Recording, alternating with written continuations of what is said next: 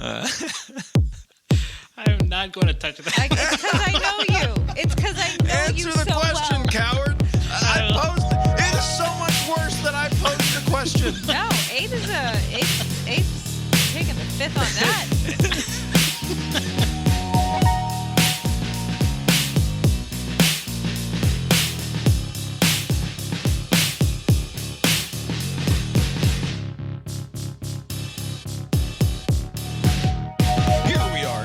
Cast Iron Brains, a podcast that is about a lot of things, but one of those things is not sports. If you want a sports talk podcast, I'm afraid you have come to the wrong place. This is Cast Iron Brains, a podcast about all the other stuff in the news and culture that we're thinking about that is definitely not sports. My name is Bob, sitting across the way from my good friend and co-host.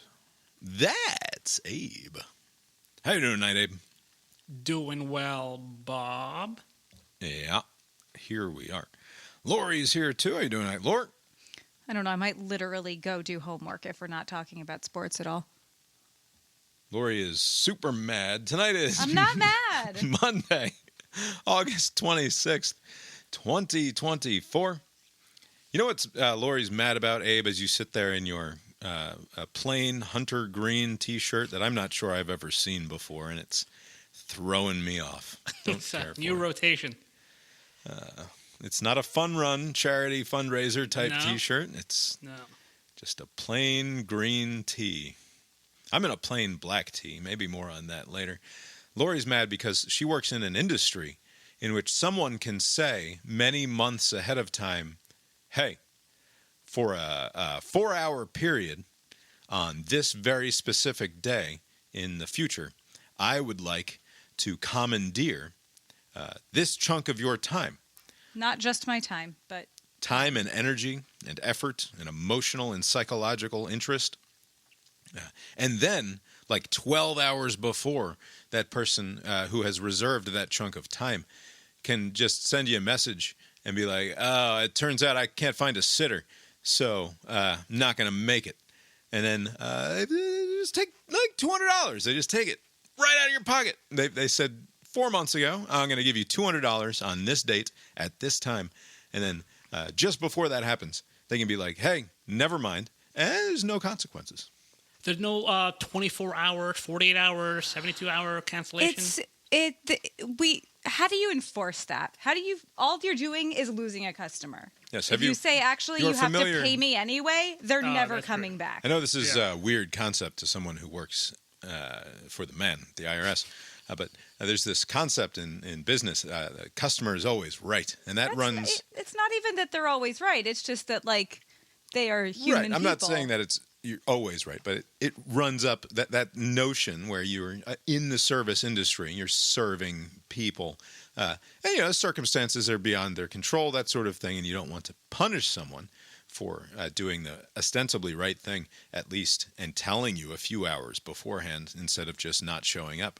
But it's shitty. It's shitty. And it's not like it doesn't happen in a lot of other industries. It's a very service industry oriented thing where this happens, where somebody can say, you know what, never mind. And then the person who had set aside that time for you is just kind of shit out of luck. I just don't get paid. Yeah. Right. Oh, but anyway.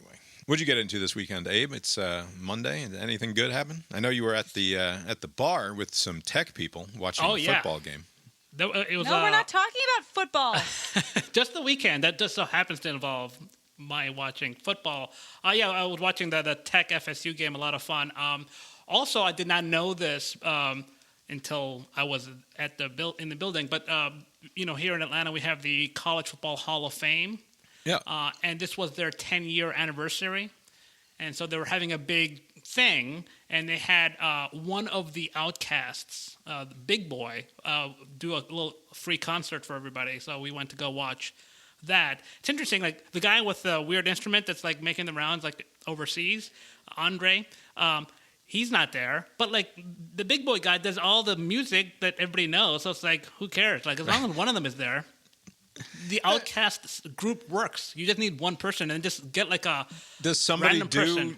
Andre Yeah. 3000's verses for him? Yeah, somebody else will, one of their friends or some other artist will come and just fill in the blanks, and it works. Everybody was, it was a lot of fun. I don't know. I would feel ripped off. I mean, obviously, I mean, you're it's not. a You know, free you're not event. getting Outcast when you go see Big Boy, but it would feel weird to me to be listening to Outcast songs and just having some other rando doing Dre's bars. It's inappropriate. I would rather one free Outcast concert than two paid Outcast concert. That's where I'm at. Oh, no way. I would rather go to $100 a ticket Outcast concert where they're both there than a free Big Boy concert where some other random Atlanta hip hop artist is filling in for Dre. They can hologram the other guy. It's all the same. Yeah. Well, good. We will talk a little bit right now about that Tech FSU football game. I was just kidding at the top there, but a hint about perhaps what's to come in the future CIB feed there at the top. Really fun game. Really awesome way to start the college football season. This game out in Dublin. It was the college game day crew was there with Nick Saban jinxing Georgia by declaring that they're going to win the whole thing. I know what he's doing. It's not going to matter. But they were going over this game, and like anytime Kirk Herbstreit, one of the analysts for that program, would speak, like all the FSU fans would boo him because he was, I guess, he was like the guy behind the let's get FSU out of the 14 playoff last year. They blame him for being he's not on the fucking playoff Yeah, committee. I know, but apparently they he blame is him like, for like a Yeah, mean but tweet that he boo! made about FSU not being deserving when like all of the evidence continues to point to the various ways in which FSU was not deserving of being in the playoff last year. It is remarkable how poor sports the FSU fans were, because like last year they don't get in and then they get destroyed in the bowl game. They didn't care. That's fine. Then they play unranked team week 0. This is like you're on an island as far as sports coverage. Like if you lose and you're like on a an top 10 island. team. And literally on an island, there's no other like game to talk about. Like if it happened next week, you may be drowned out by maybe like more exciting games. But like this all eyes are on you. You're the 10th ranked team. They're talking up their defensive line, how great they were. And like Georgia Tech, I don't know how good they are, but they're making easy work out of them. Like And everybody picked him in the pregame and the college game day, except for the guest celebrity picker, guy. who Yeah. was a local English or Irish rather a professional Ouch, wrestler. Bob. Yeah. Edit that out. Yeah, right. What else do I want to say about that game? Joe Tessitore sucks. I'm tired of Joe Tessitore as a play-by-play man. I guess you didn't get to hear his call since you were in the bar there. Did he screw up something? What did he do? 44 yards away to do it. He got it.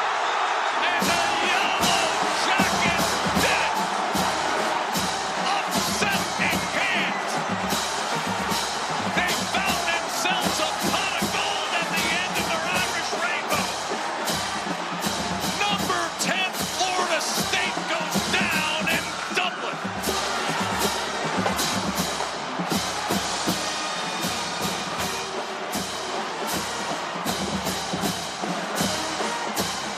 Welcome back to college football.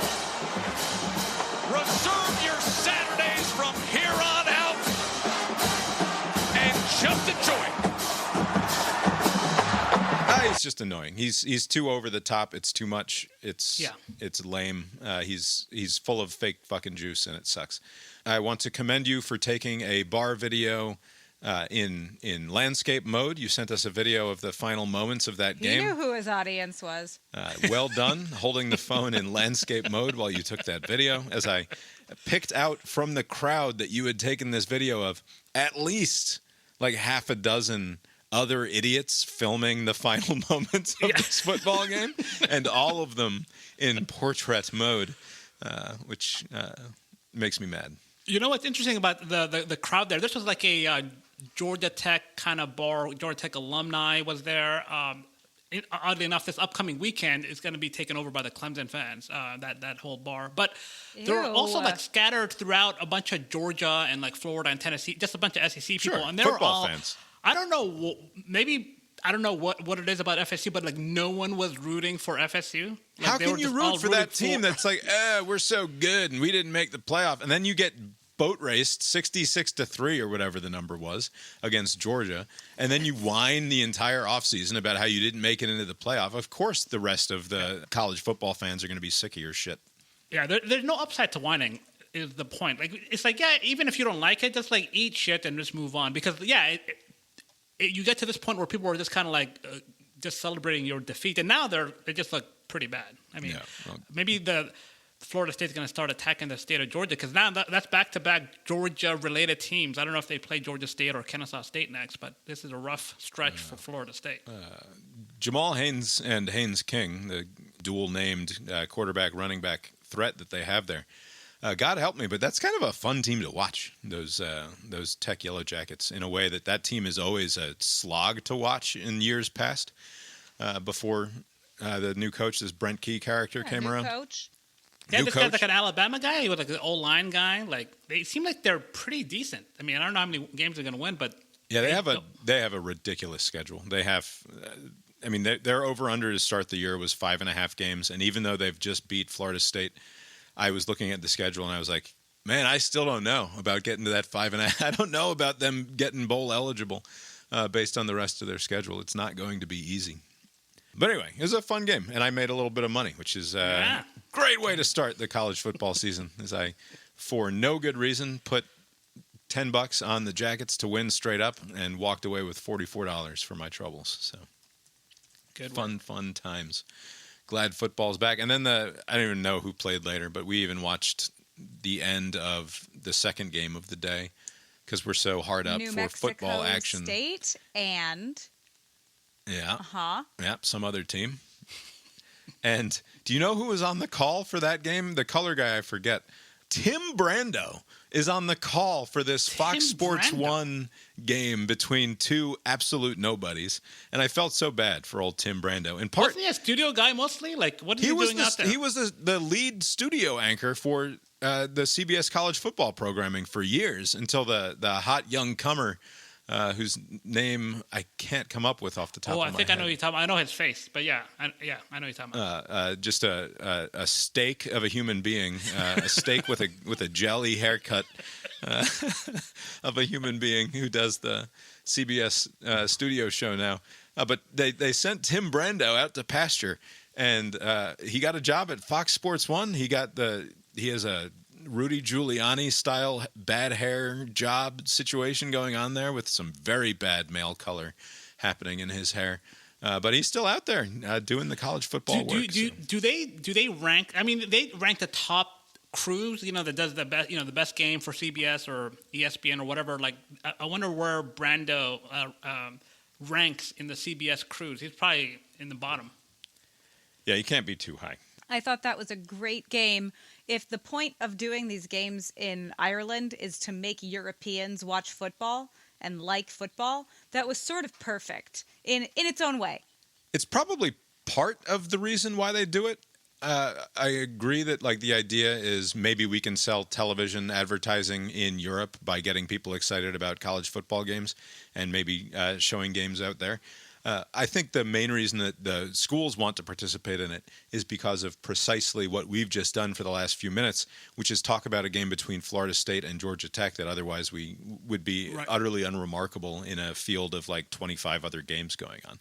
Everyone in the college football world spent all weekend talking about these two teams, and that is invaluable for the schools in terms of getting their brand out there and all of that.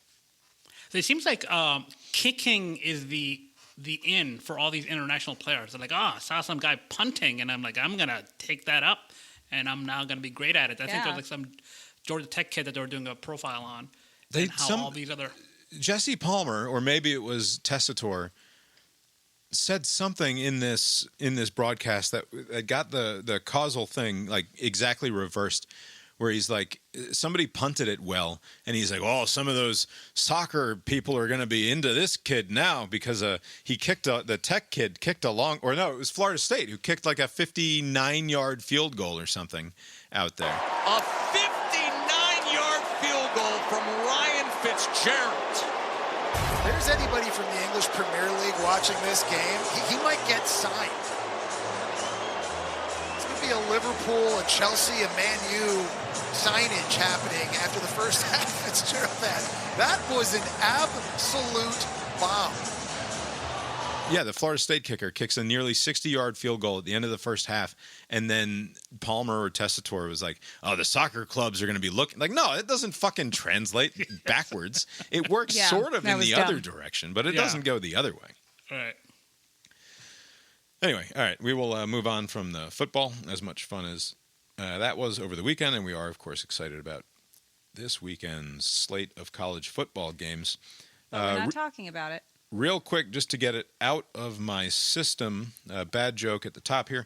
Headline CNBC, increased sausage demand could be worrying signal on the economy. And my bad joke is that the experts say inside of this article about how increased sausage demand is a worrying signal must be a misandrist group of lesbian economists who are insisting that that's a sign of bad things to come in the economy. We don't have to talk about that, though. I just saw an opportunity for a bad joke up at the top there and decided to take it. The idea there, by the way, the underlying fundamental, is that if people are not buying as much steak and chicken, because instead they are going to the cheaper cuts of meat available in the grocery store meat aisle, it's because they are naturally doing a little bit of belt tightening in terms of their spending, and that could be concerning about the American economy moving forward. You know, that's probably the reason that they use to sell the story, but there's no way that's the reason why they publish it. Because, you know, there are all these better metrics to determine how stretched people are economically. Like, you wouldn't use this story. This story is just some, like, your joke at the top, I think, is the motivation. Do you know, I've realized about myself, the only time that I buy sausage at the grocery store is when it's on, hey, we got to get rid of this sausage, so it's even cheaper than usual. Unless I'm making lasagna. Right, unless there's like a specific recipe that is calling for it. But like if I'm just at the grocery store and I happen to walk by the sausage counter. Okay, so this restaurant bar that I'm looking at the website of, hours, Sunday, Monday, Tuesday, Wednesday, Thursday, Friday, Saturday, 9 a.m. to 11 p.m. Why not just say every day? Maybe they change it periodically, and they don't want to eliminate all of those 7 different entries in their website because it fucks with like where the next menu shows up in the list. Oh. Sorry that annoys you, though. It's just, it made me do more work. Anyway, love buying the cheap sausage. Don't let the misandrist lesbian economists tell you that you're contributing to the downfall of the American economy by doing so. Abe, the Democratic National Convention wrapped up on Thursday evening. We met last Tuesday, I believe, shortly before Obama night at the convention and shortly after Little John kicked things off. That's right. That's not what you're supposed to say. You're supposed to say, edit that out. First, I will say that the following, not that night so much, but the Wednesday and Thursday nights of the DNC basically spoke to exactly the thing that I was asking the Democrats to do last week after a night or so where I felt like they were failing to speak to anyone outside of their core audience. On Wednesday, and then again especially on Thursday, and I'm sure it pissed off a bunch of progressive types, that Thursday night was, with the exception of, I forget, like one major segment, maybe it was an abortion thing that they did, but Thursday night especially felt basically like a Mitt Romney-style Republican National Convention. Right. There was not a lot of red meat thrown at the Democratic base. Instead, they bring on like all of the members of Congress who've served in the military or who are actively serving in the military or who are veterans of foreign wars.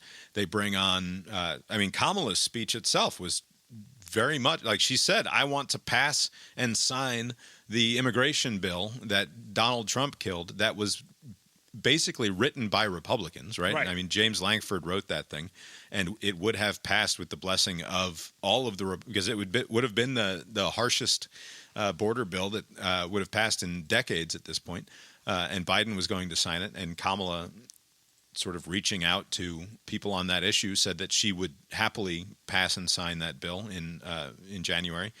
They had Adam Kinzinger, the Republican. Kinzinger. Was he from Illinois, I think? Who is no longer in Congress after getting primaried out after his attacks on Trump. Well, not attacks, but his unwillingness to let the January 6th stuff go. Yeah. He was one of the Republicans that was in the on the commission, was he? Or when they were looking into the... He's one of the good ones. He was on the commission. Yeah. And has been relentless in his pursuit of Trump, rhetorically anyway. So yeah, in terms of attempting to reach out and speak to a broader swath of America, I thought that the convention ended up doing a reasonably good job. My impression of the Obamas is twofold, which is that I thought they both gave pretty good speeches, and Michelle, I thought, was effective as she needed to be. She's always sort of killed in these sorts of events. In part, I think her popularity rides on the fact that she's never tried to be a politician. Yeah. And so it's very easy to be the person who never was a politician in that regard. But she was good. Her husband, Barack, was also perfectly fine. I found his penis-sized joke to be distasteful. And like, I know. So I've called for years. I've been saying that Donald Trump would have been defeated and dismissed 20 years ago in a culture that allowed for the sort of name calling that we used to do. That essentially the way that the Democrats approach Trump now, with Kamala saying, this is not a serious person. I think she said this is an unserious man or something like that. This is not I don't have the clip ready. I think it was unserious, yeah. This is an unserious person. Sort of a call to you're not serious people from Succession. She said not serious. Yeah. Kamala said it. Yeah. Kamala said in her speech, not a serious person. It's sort of like the Succession line when Daddy Succession says, I love you, but you're not serious people. I laughed when she said it. I was amused by it, even though it wasn't supposed to be a laugh line. I think it kind of was. They've been moving in that direction of just sort of being casually dismissive of him in a way that I think is appropriate. This is not a person who you need to engage with on that level. And Obama's dick-sized joke and Michelle's comment about who's going to tell him this is one of them black jobs he's been talking about, I think is about the right level to be discussing Trump at. And as I've said before, if we could have just called him a retarded faggot, we would have been done with him a long time ago. Because what he cannot handle is like for him to do this whole big, I'm a big man and I'm going to fix the border and all this. And then somebody looks at him like, what are you talking about, you fucking retard? Yeah. And also, by the way, boy, you're kind of a weird fag with all your like, I wear these suits and I only eat McDonald's. Like, what a weirdo you are. Like, and I know those are both bad words that we shouldn't say anymore for various stupid reasons. But like, that's what works against someone like Donald Trump, not the self-serious democracy dies in darkness stuff. And it's funny the extent to which this campaign has shifted from one that the entire Biden thing was about democracy, right? It was about focusing on making sure that he cannot steal our country from us, that entire sort of self-serious, self-righteous stuff about how if 75 million Americans vote for Donald Trump, then democracy goes away. It's like, first of all, it doesn't cohere. And secondly, it's not persuasive because the overwhelming majority of, a healthy majority of people think that, like, you're just being ridiculous because, of course, democracy isn't going to die as a result of a vote. It just doesn't make sense to people. So I think that's smart to move away from that and instead to move over to just sort of insulting the guy. You know, it's interesting that they are going with this, like, almost like, what was that movie, the Pennywise the Clown? Didn't they, like, ridicule him to death almost? Like, it seems like they're going for that, just like this, an onslaught of just attacks. Now, in 2011, wasn't his Trump's origin story for why he ran? I mean, he'd been trying to run for president for many years before, but, like, one of the things that prompted him to run this go around was after Obama ridiculed him at, like, the correspondence dinner, right? He was there and he'd be made fun of, and, like, he had to kind of take it. The camera just kept on cutting to him, and he just kept on eating the shit from the sitting president and everybody else, all the people that he wants to associate with, a well-to-do sort in these rooms, are laughing at the jokes about him. And then he's like, fuck that. And then he ran for president and he became president. So it'd be an interesting end if he were to lose by just ridicule, because he got in this because he was being ridiculed. Right. It's a cute story that they tell about Donald Trump's origin story that may well be true, but it's not why he won, right? Like, it's not like it wasn't because Barack Obama made fun of him at the White House Correspondents' Dinner that he won. It's that might well be why he ultimately decided to run, but it's certainly not why he won. And I think, and maybe I'm completely wrong about this, but I still maintain an unfalsifiable belief that simply making fun of that fat retard would have been a much better way of handling the situation. But you're saying that, like, in 2016, like, would Hillary, because she wasn't very liked herself, like, would she have been the messenger to take that approach?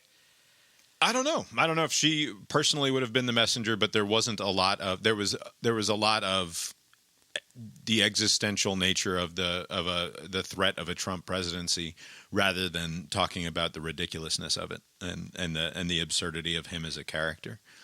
It is interesting. It was. I mean, maybe I'm misremembering, but it was like equal parts dismissive and the other part was like dreading. Like, there was this, like, he was so far behind that, this guy's just a clown. You know, actually better him than maybe like a more competent Republican, and then, like, oh shit, this guy could win, and then, like, he won. Like, it was a weird moment. Yeah. Am I being too twee or precious with my demand for a slightly higher level of rhetoric out of our most popular ex-president in Barack Obama? Should he be making dick-size references at the podium of the DNC?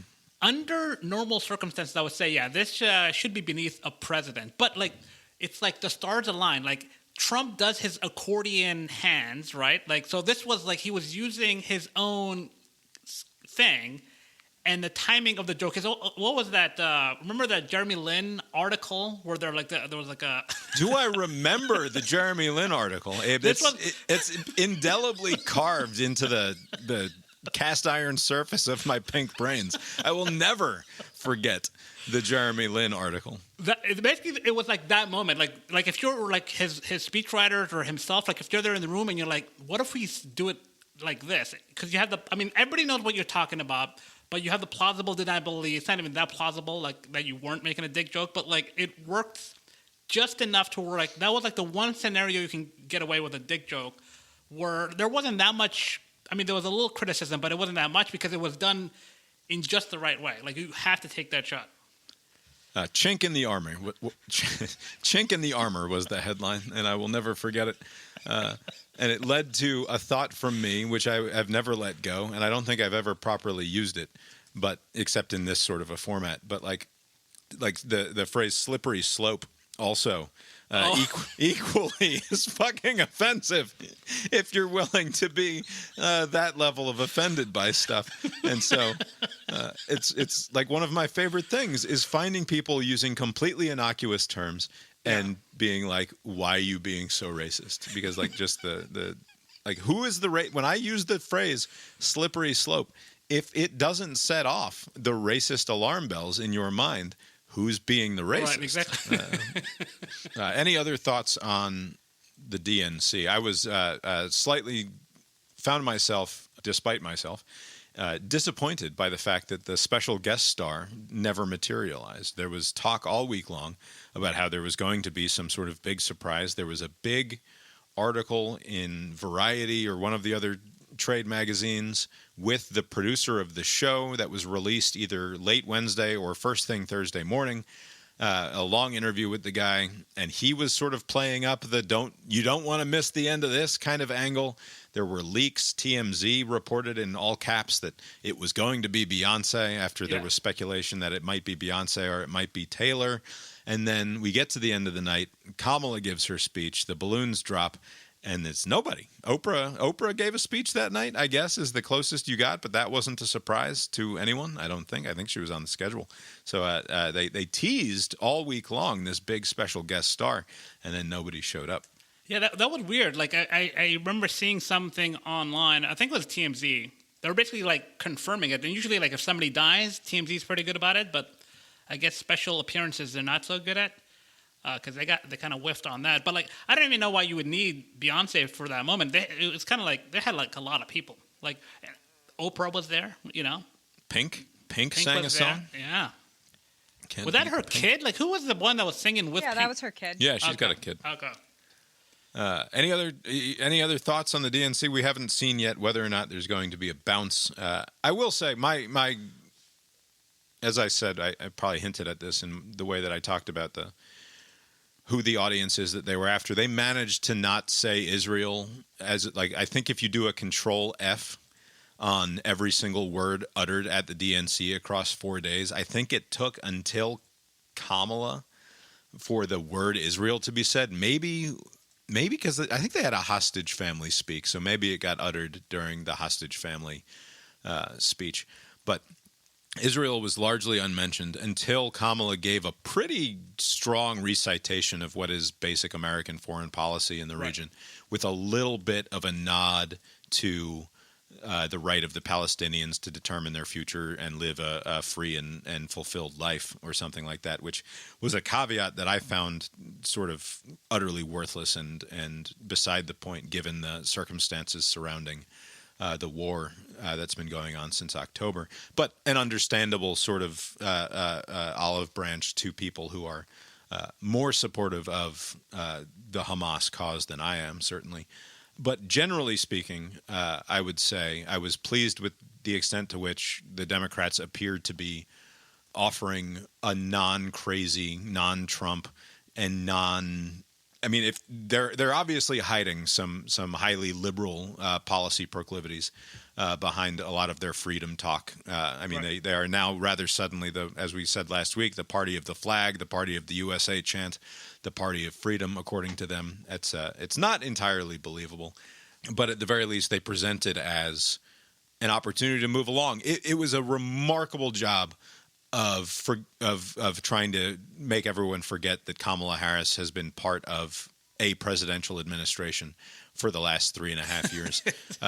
This is as though Donald Trump has never left because in important ways, yes, he left government, but he's made a point, especially since the indictments came down in whatever it was, January, February of 23, of becoming the center of the conversation again, right? Like it had to, it is still, the media has made it still all about Trump. The only reason that the Democrats and the Harris campaign are able to make this a change election in which we're moving on from Donald Trump is the fault of Donald Trump and the rest of the mainstream media, right? Like there's no like that is maybe it's to their credit at this point, but she is not running as an incumbent. She's running as a change agent and a largely inoffensive one. I expected to hate her speech. I liked Walz's speech. He was in and out in like fucking 15 minutes. Yeah. He said a couple things that I think were silly, but like get in, get out. Yes. Don't let anybody know anything about you really,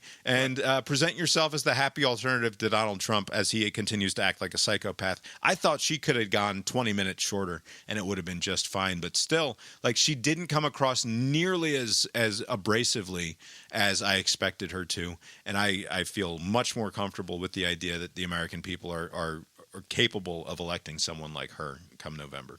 Yeah, I do wonder, like, if this is because she has like new people than the people that she had like 4 years ago. Maybe she just learned from the fuck ups of the past. I do agree. Get to the point and get out is a strategy. That's why I never understood why Trump wants length. Like, I want the longest, like 60 minute, 70 minute acceptance speeches. Because usually, like, the first like 30, 40 minutes, like, you're hitting all your points. Like he does like a serviceable job, and then he'll just kind of just drag on. Like, if you just hit your points and get out, drop those a nation's supply worth of balloons for some reason, just drop it and then you play the music and get out. Like, yeah, well, isn't this the party of the environment and like fighting climate change? And they're dropping for no reason whatsoever, just 1 million pounds of latex on everyone's heads. What are we doing? So many balloons. I've never seen that many because they just kept on showing. I was like, how many balloons are there? There are a lot of balloons, but no, they did a good job. I will say, other than like I guess Monday night they ran long where Biden had spoke outside of the primetime window. Like, they kind of tightened up the rest of the way. Like, when did Kamala finish? Like it wasn't too long. I think she came on pretty early at like 10:20. It was like right at like right at 10:30, and it was like 30 minutes. It was normal. Yeah, it wasn't. She came on early enough to where I thought that they might end the night with the big surprise guest, and then this surprise guest still just never materialized. Right. So I'm sure the Team Harris camp, they're glad that everything kind of went without a hitch, and also like all of the doom and gloom going into the campaign, and because it's in Chicago and what happened in '68, like there was all this worry about like a bunch of protesters would come outside. That kind of like fizzled away. I think there was like one night, maybe on Tuesday, there was some incident, but there was a kerfuffle where a bunch of people had put on keffiyehs or headscarves or what have you, and tried to human chain their way back onto the floor, but security was like, this isn't part of the program. Right. you gotta stop that and fuck right off. And so they avoided any major scene inside, and really, because of the security perimeter, they avoided major scenes outside. It took sort of some searching and going through some non-mainstream sources to even get much coverage on what was apparently a few hundred dedicated protesters outside, but ultimately a much smaller showing, and certainly not a violent one relative to what might have been. Yeah, I think that there was a poll that came out today that showed Kamala plus. Oh, by the way, one other silly thing to note. If we're in a situation where Gwen Ifill, the now long dead former host of the PBS NewsHour, is mispronouncing Kamala Harris's name in an appearance on the David Letterman program back in 2008 or 2009. Oh, when she was like, keep an eye out on this one, like the woman Barack or whatever, like you compared her to Obama. She says the name a little bit wrong. Yeah. If Bill Clinton says the name a little bit wrong during his speech, he gives it a Kamala, I think, instead of a Kamala. We can forgive the people. We can assume that someone who says Kamala or Kamala or lets it slip in terms of the syllabic situation there with her name gets it a little bit wrong.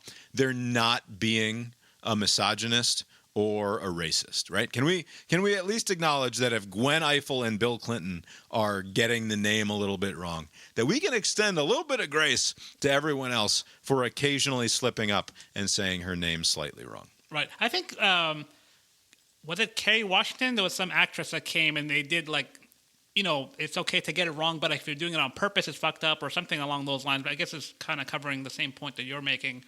Like, yeah, if people get it wrong because they just can't get it quite right, that's fine. But there are some people that are deliberately, constantly alternating. They're not saying it the wrong way consistently. They're just saying it like 20 different ways just to kind of like... obviously, when someone's being an asshole. But it's amusing to me that there's a little bit of a double standard there with what people are saying. Also, I shouldn't let the entire DNC go by without acknowledging how weird I felt at times about the way the Democrats continue to insist that we should relate to our government. Anytime someone says mamala, you should be really weirded out. Well, her kid calls her stepkids call her that. That's fine for her stepkids, and it's super fucking weird for literally anyone else. Because your relationship with the president should not be that if you are an American citizen. That is fucking weird. It speaks to a fundamental difference that I have with Democrats and the way that they talk about government, which is that you should be it should be this weird, we're going to take care of you at every step along the way sort of relationship. And they've fully embraced that throughout the entire week and have rebranded that as a sort of freedom, right? Like it's the classic divide between a negative and a positive freedom, right? Which is like the Republicans fundamentally, I mean, Republicans are a bad example at this point, but the opposing view would be, I want to be free to do basically, free to be left alone, basically. Right. And the Democratic view of things, as expressed over the course of the week-long convention, was very much free to be the best you because government is providing for the bare necessities as it should. And aside from being a false promise, they simply can never and will never deliver on, especially if they're going to maintain the horseshit way of approaching healthcare that the Obama administration granted us. It's just weird to me that that's the way they want us to relate to government. And I should say that even as I say, I feel much more comfortable with the idea of them maintaining their presidency moving forward. And it's gross to me that I'm probably going to have to vote for the Democrats again, just based on the relatively close polls in order to avoid a Trump thing. But like that's what they want. But to be clear, it is not an endorsement in any way of the Democratic vision for America. Was there someone that was calling Kamala Harris Mamala? Like that's not like one of the kids, or it's just come up in the discourse and on social media, like out there in the world. Gotcha. People are joking around about it. It's fucking weird. What did you make of the Trump camp's attempt to kind of blunt whatever bounds that they're worried about? Because like right after the speech on Fox News, Trump comes on and he babbles on about like whatever, and then like the next day, the most obvious endorsement, Bobby Kennedy comes out and he comes out and drops out in just enough states to where he's not going to play spoiler to Trump, and then also does he strategically has pulled himself off the ballot in a handful of states where it's conceivable that support for him could take away a possibility of a Trump win, right, and left himself on the ballot in states where that is unlikely to have any sort of an impact and instead will just siphon votes in a general sort of way and not be determinative of anything. I think it doesn't matter. I think it seems like it's a negligible, right? Because if you think of who would vote for a third party, sometimes it's the actual candidate. The reason why, like that Johnson guy, with Aleppo, or like Jill Stein or whomever. Maybe there are people that are actually supporting those specific candidates, or Bobby Kennedy. And then there's a good chunk of them that are like, that's like the third party name. That's like, I'm going to do a protest vote against the top two candidates. I don't want to vote for those two candidates, so I'm just going to vote for whatever name is not one of those two candidates. So like, if he endorses one of the two candidates like he did, I don't think they're going to follow him. There may be some that will follow him, but there's just as likely as many that are going to just sit it out. Because am I losing my goddamn mind, or did he not sort of start his whole campaign on the idea that America has made it clear they don't want either one of these guys, whether it's Trump or whether it's Biden? Like, wasn't that sort of his line at the start? Not only that, I mean, this has happened with Nikki Haley, and I don't know why politicians who there's a good chance that you have to endorse somebody, like why you would want to make statements that can come back to haunt you. And Kennedy has multiple posts and comments and statements from like a couple months ago, from a year ago, where he's adamantly saying like there's no scenario where I would support Trump or Biden at the time, and like criticizing Trump for many failures, like and then he goes back on that. So yeah, there's been many instances where Kennedy has said disparaging things about how Trump is not the choice, just like Biden's not the choice, and that's why I'm running. The whole reason why I'm running is because they're not the appropriate choice, and nothing has changed. I don't know what has changed, because, I mean, he has lost some support. I mean, what was his peak? Like early this year, like in the spring? What was his ceiling? Like 7, 8 when points? It was a Trump-Biden question, he was polling at like 10 or I think even like 20% at times, according to some of the weirder polls. But yeah, that fell off. His support falls off the more that people get to know him, the more weird shit that he says, and the less it's clear that the thing that he was saying is going to take place, right? Once Biden drops out, we have like that. And that's the thing that strikes me most about what's gone on in the last few weeks. Like, Harris is the word that I thought as I watched her up there when I was listening to people talk about her on Wednesday and Thursday and watching her speak. She's just a complete nothing of a candidate, and she's going to try to remain as much of a nothing as possible. Quentin Tarantino was on the Bill Maher Get High and Talk to Bill Maher podcast called Club Random. Yeah.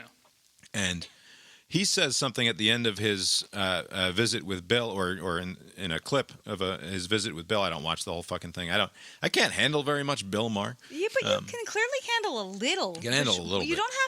You don't have to handle any.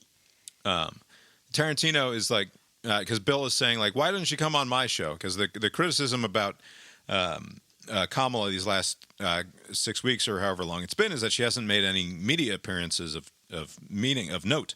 Like, she's not given a legitimate press conference yet. She hasn't sat down for any interviews, and she's about to be possibly made the president, and really could be any day now, given Joe Biden's situation. But Tarantino said, like, I'm going to vote for you no matter fucking what. Like, it doesn't matter what you say. So don't go out there and fuck it up. Like, do not talk to anyone. It's fine. You've got my vote. And I think that's probably the entire motivation of the Harris campaign at this point, is to avoid fucking anything up so grossly that it ends up impacting the vote. Like, they know that they've got 100% effectively of the anti-Trump vote, and that making a positive case for herself is not something that she's successfully done very much of in the past, and that it is better to remain this cipher, this fucking empty vessel of a Trump alternative that is stable and young and new and different, and that's all that fucking matters, right? And if you have the sort of dopey Tim Walz personality at your back, maybe you siphon off another handful of votes that you otherwise wouldn't have. But, like, she's just a complete nothing. And it's, again, I have to caveat what I said earlier about how much I'm much more comfortable with Kamala Harris administration, or at least her prospects to become president after this past week. At the same time, it is so fucking weird to me how little we know. Like, granted, she's been in national politics for quite some time now. We know her as a presence at the national level. But, like, in terms of what she's offering or hopes to do in the country, in terms of her presenting a particular slate of policy ideas, it's nothing. Like, and she just wants to continue. Is it not be Donald Trump, though? Yeah, it's that's all that matters. This is. I'm glad you said that exact phrase, because the Harris campaign is the apotheosis. It's the very tip top of. I think we have reached absolute peak negative partisanship, where it doesn't matter anything about Kamala Harris or the Democratic idea for a future America, because they are simply going to present themselves as, hey, we're not this guy. And because he's such a fragile fucking psycho at this point and can't stay on message and talk about the failures, perceived or otherwise, of the last 3.5 years, and the sort of politician that she's been since the racial reckoning happened in this country, since Me Too, maybe, who knows, the sort of politician that Tim Walz was in his home state of Minnesota, in terms of being one of the harshest lockdown governors in response to COVID, right? Like, the sorts of things that should translate to Republican voters and Trump voters and gettable independent voters are not working because Trump is so bad at this. And the Harris campaign, the Democrats, are simply going to run the most the perfect example of what it means to exist in a purely negative partisanship cycle in American politics. And I can't imagine it getting worse than this, right? Like, now, granted, Daddy Trump lived into his 90s, so maybe Trump comes back and runs again in 2028, and we have the same thing then. Right. But to me, it's the entire DNC and the entire way that they're going to run this campaign from now until November 5th is basically, we will be nothing as long as that nothing is the negation of Donald Trump. Right. And, I do wonder, speaking of the negative partisanship, maybe we've gotten to a point to where a president, at least when it comes to domestic issues, is basically a functionary of the party, right? It's a numbers game. You need enough people in Congress to pass legislation, and you need somebody on your side to sign that piece of legislation at the White House, right? So if someone can fulfill those duties, it's just as good as anyone else, because we no longer have, a president is the head of state, like the queen and the king, and he's the head of government of, whatever party, right? We no longer have a head of state, because of all the partisanship, no one really, when Trump was president, all the cities didn't care for him, and so it's not like he could speak to them. And then when Biden's in office, people in the sticks and in the suburbs and other places did not care for him, and they would tune him out. So basically, the role of the modern day president is just to be a functionary, just to be the head of government.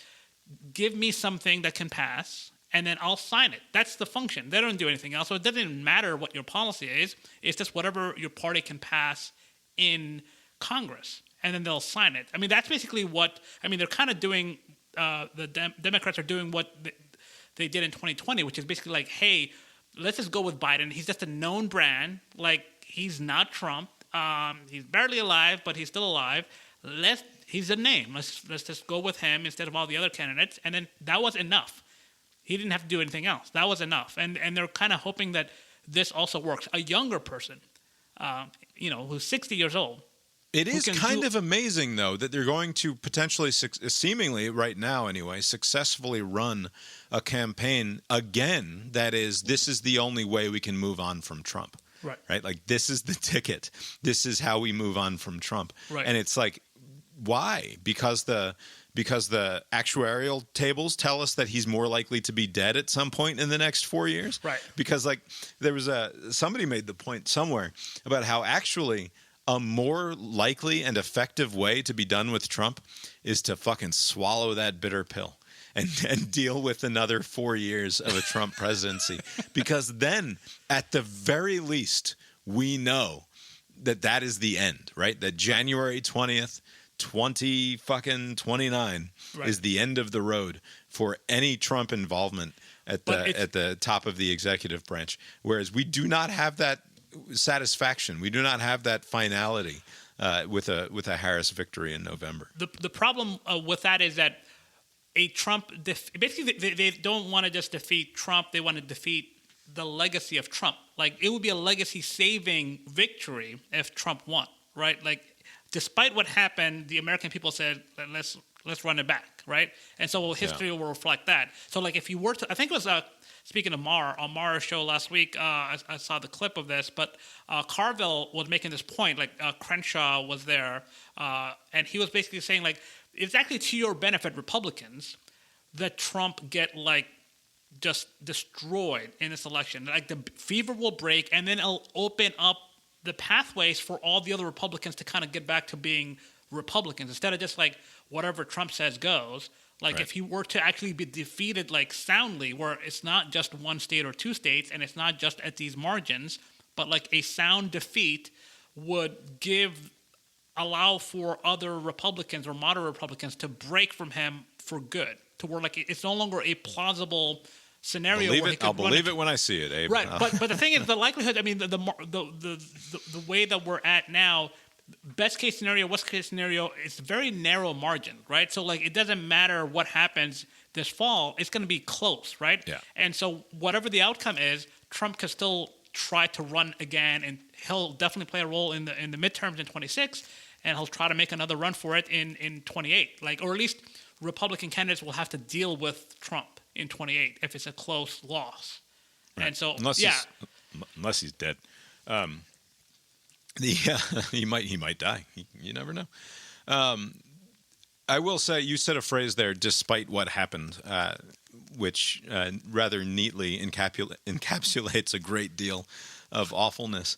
But what springs to mind for me when you say despite what happened is the January 6th stuff, which I thought was actually very effectively brought up in video package form during the DNC. They put together a very effective, I don't know, it was 5 or 6 minutes of footage from that day. And as much as I think the democracy dies in darkness stuff and the existential threat to the country stuff is overstated and doesn't land with anyone outside of your committed side, I do think it is still effective to show what happened on that day, because it remains a sort of fundamentally shocking event even 3.5 years later. Like it is still quite something to watch footage of that as it's happening, because sure, can you show other footage where the security guards are stepping aside and sort of waving people through the halls and it looks like this fun jaunt through Congress on a field trip for a bunch of retarded fifth graders? Yes, there are moments of it that are not as bad as the rest, but that doesn't, like, there's just simply no denying the awfulness of the crush of that crowd trying to violently push their way into that building and doing violence against police officers in the pursuit of that goal. And it's effective, and they should hopefully be able to play that up more without playing up the sanctimony and the over the top save democracy rhetoric. Right. It's a fine line. I mean, recognize. we're a week away from Labor Day, so basically this is just kind of the final stretch. I mean, the conventions are over, those hurdles have been cleared, and now the next one is the debate. Maybe there'll be another debate in October. I don't know what the schedule looks like, but like that's like one of the last hurdles, because outside of that, and going back to the interview or lack of interview that Harris has not given. Do you think is Scott Pelley like on vacation? Is that what the holdup is? Like, I wonder, like, who is she holding on for? Like, I mean, you can give it to anyone. Like, why is she not making the announcement? Like, oh, we're gonna do, maybe the season opener for 60 Minutes. I don't know what the plan is, but like, you would think by now, like this week, you would want to do something, or maybe they're waiting for after the debate. You would want to do it before the debate, right? It's fucking bizarre, and it's not acceptable, but it's also a campaign strategy, like, and one that is probably working to her benefit at this point. But you don't want the story to be your duck in on. You just kind of that won't be the story for anyone who matters. Like it won't be, and she's reliably good at giving a teleprompter speech, as she showed on Thursday night. It was a perfectly fine speech, not particularly impressive, but not bad. She's not good off the cuff. She tends to word salad. She tends to say things that, like, she has these rhetorical devices that she uses that do not translate well. And when she gets lost in a sentence, it's real bad. And she does herself no favors with that. So I don't know why she would subject herself to that sort of thing unless she absolutely has to. And no one is saying that she has to. I think we can move on from that for now. Obviously, there is to touch on the current Real Clear Politics average. It's got Harris up 1.5 points at this point, which is more or less holding steady. I wanted to do a little bit of our Bogus Future here, in which I note an article in The Verge from this week. It says, "No one's ready for this. Our basic assumptions about photos capturing reality are about to go up in smoke." And it goes on to use the Google Pixel 9, which is the latest of the Google flagship phones, to make the case that we are entering now at this moment, and have been entering for a little while now, an era in which we will not be able to trust the evidence of our own eyes when it comes to the visual images that are presented to us in a way that simply hasn't been the case before, in an overwhelming sort of way anyway in human history. It's always been the case that you can manipulate physical media to make something appear to have happened that did not, or to have not happened that in fact did. But it is now trivially easy for the average asshole with the supercomputer in their pocket to, in Google's terminology, imagine different versions of reality that you have just captured on your phone and then share it widely. And it speaks to something that I've been saying for the last year or so, since all of the generative AI stuff has become more in the conversation, which is just that we're not fucking ready. And it's going to fundamentally change our relationship with media, with everything that we interact with, and not for the better. If the last 20 years of the social media internet era has taught us anything, it's that massive amounts of information that can or cannot be trusted in equal measure being thrown at the public is destabilizing for institutions, period. Right? Is it a causal relationship or merely a correlative one? I don't know. I'm sure that it is a combination of things. But what we've experienced for all of the positives of the democratization of knowledge and information and access also includes degradation in the public trust in all of our institutions across the board. And if we're going to now have these photo and video editors that live in our pockets, it's one thing to have a movie studio in your pocket that documents the world around you, right? That's good for the democratization of knowledge. And then you take that, or of capturing the reality of the world around you. You take that to the next step, and you say, okay, now you have a movie studio in your pocket that is capable of also distributing the media that you're recording as you go about your lives. And maybe that's good in terms of connecting people across countries and across cultures, and great. But now you have a movie studio in your pocket that is capable of distributing everything that you record to the widest possible audience imaginable, that's also capable of rewriting the reality that you, right? So now it's not just that it's a guy with a camera taking video. It's a guy with the entirety of the Weta workshop or the LucasArts digital effects studio that they also have in their pockets that can manipulate reality in ways that are very difficult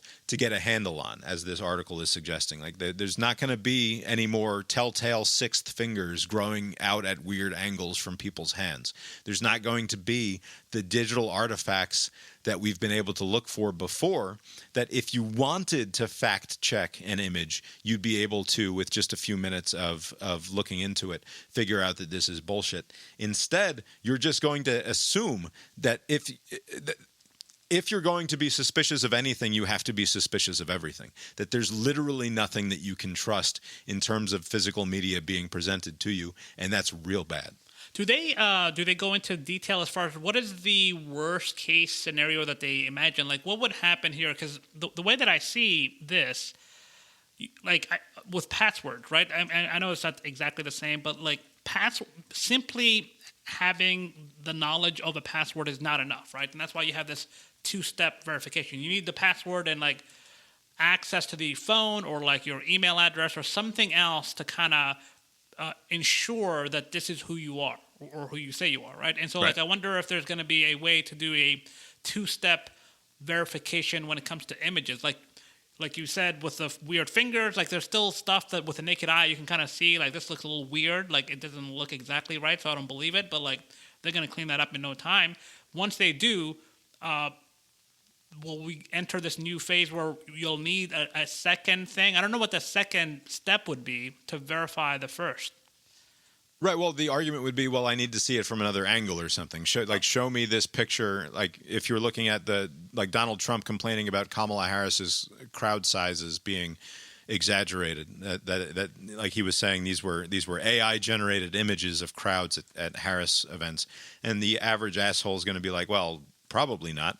But then maybe he shows a photo that shows some bullshit, and you have to go out and seek out another angle. But that other angle can just as easily be faked. Like these are computers that can do whatever the fuck you want them to do.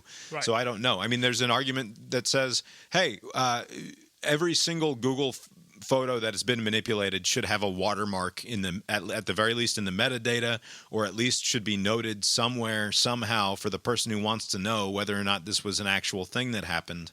That should be knowable, right? That you should be able to say, go on Instagram, and if somebody has face-tuned themselves to death, that should be somehow provable to you on the user end. And my response to that is that, yeah, sure, maybe that would help if Google, in the metadata of any manipulated photo, said, yes, this is the manipulated photo, and the original can be accessed here, perhaps, or something like that. But that all gets around the core point, which is that we are now going to be living in a world where no one trusts the reality of the world happening in front of them because they know that everything can be manipulated all the time. And I think that fundamentally changes the way the human animal interacts with the world around itself, right? Like in ways that cannot possibly be predicted, in ways that I can only talk about in things that sound like it's a crazy slippery slope that I'm worried about, right? Which makes it super easy for Abe to do his, I'm sure it'll be fine, we'll work it out thing that he's going to do. But like it seems like it will fundamentally change the way that people think about the thing that they're interacting with, and that's like on a good, for the good discerning media consumer, right? The rest of us, the rest of the dopes out there, the target market is going to be out there just consuming the bullshit and not knowing any better. And then there's an element of the bullshit consumers who don't trust anything anyway, right? Like the conspiracy thinkers who are like, yeah, well, you can't trust anything. Like it just makes, and because that now becomes a more plausible argument from people who are like, no, you can't trust what you read in the newspaper. That's all bullshit. It's like, yeah, that just makes it worse for all of us, right? That now this person has a leg to stand on in terms of the way that they see the world. Right. I do wonder, if maybe eventually if this becomes such a problem that pictures will no longer be a trusted source by itself. Yeah, Picker, it didn't happen. Right, and what was that stupid thing? A picture was worth 1,000 words. Maybe it'll be now only worth like 11 words. It'll be downgraded somewhat. It's not worth that much. You need something else. But like the bigger problem, I think, is with news stories. These are not even pictures. These are just like made up stories that people share and believe. It's because they want it to be true, right? So like there's this motivated reasoning where people want to believe like some salacious story about somebody they don't like, and they're like, oh, this fucking guy did the thing. Like, did you hear about Biden doing a thing? And you're like, well, that's not true. But like, if you don't like somebody, you're more likely to believe it. So similarly, if you don't like whatever is in the picture, you're not going to believe it. And if you do like it, you're going to believe it. So I think we're already kind of in this world now where people aren't believing everything that they read. It'll just be translated to pictures. I don't know. Are they saying videos are also going to be easily altered? Like if you had like a live TikTok feed or like Instagram. I mean, if we're more than, I mean, that's the thing with the way that the leaps in this technology takes place. We're never more than 18 months away from the next thing, right? Right. So like you saw those videos that was it ChatGPT or one of the other ones was able to create, like you type a prompt and it would give you like a 16-second video or something in response that was beautiful. And like if you broke it down frame by frame, you could see, oh, well, this is a weird digital artifact here, and this lighthouse tower doesn't make any sense relative to the position of the ocean, and it would be further off or whatever the fuck.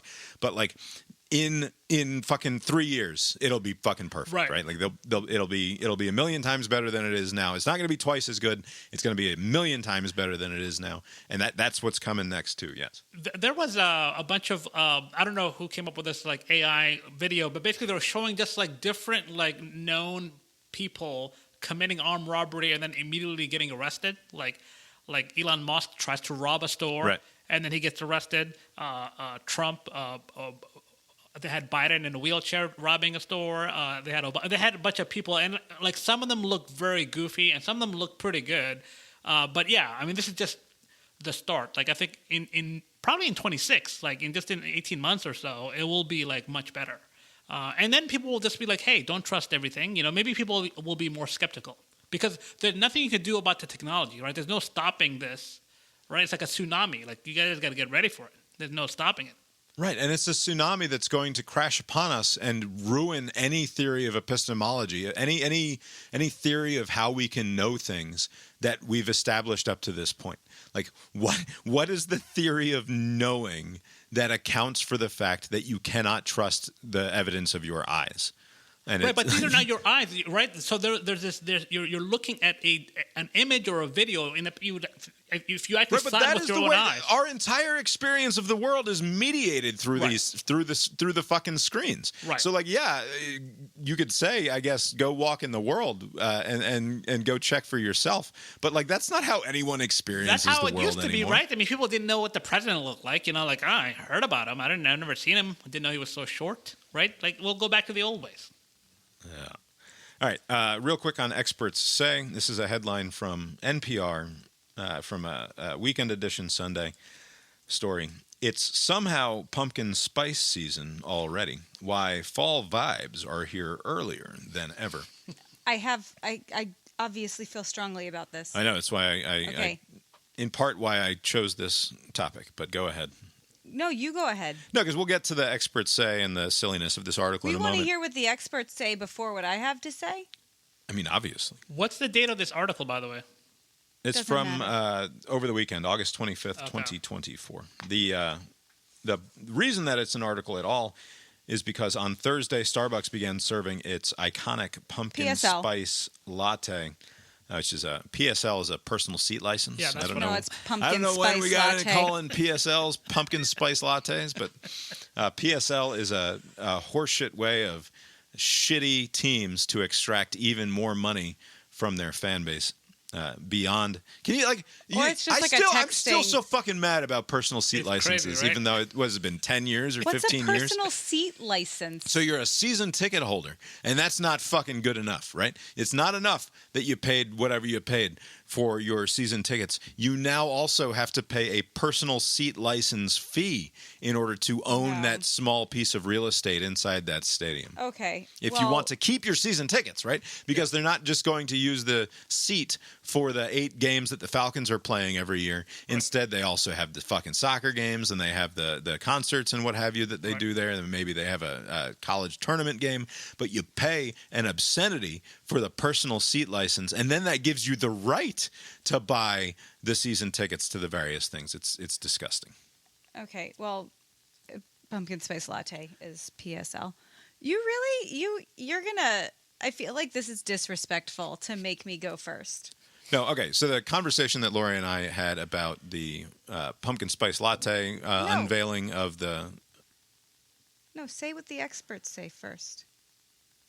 Why are you insisting on this order of conversation? All right. So I guess we'll do the expert conversation first. It's basically an article talking about how this is something you see whether it's Halloween or Christmas or what have you. It's the creep, the holiday creep.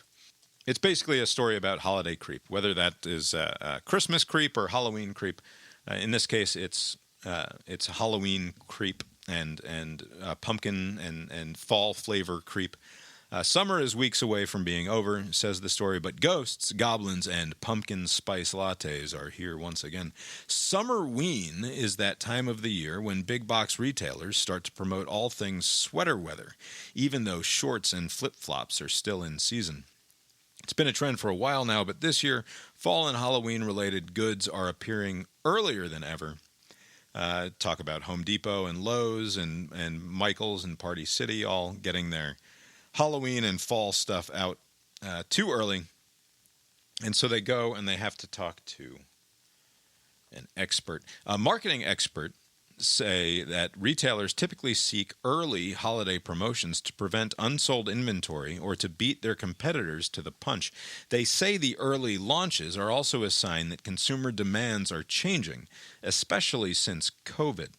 Lowe's, Michael's, and Party City all attributed growing customer demand as a reason for their early rollouts. Home Depot similarly told NPR that a big driver of their halfway to Halloween sale, which took place in April, was early interest from Halloween superfans, adding that several items from their April sale were quickly sold out.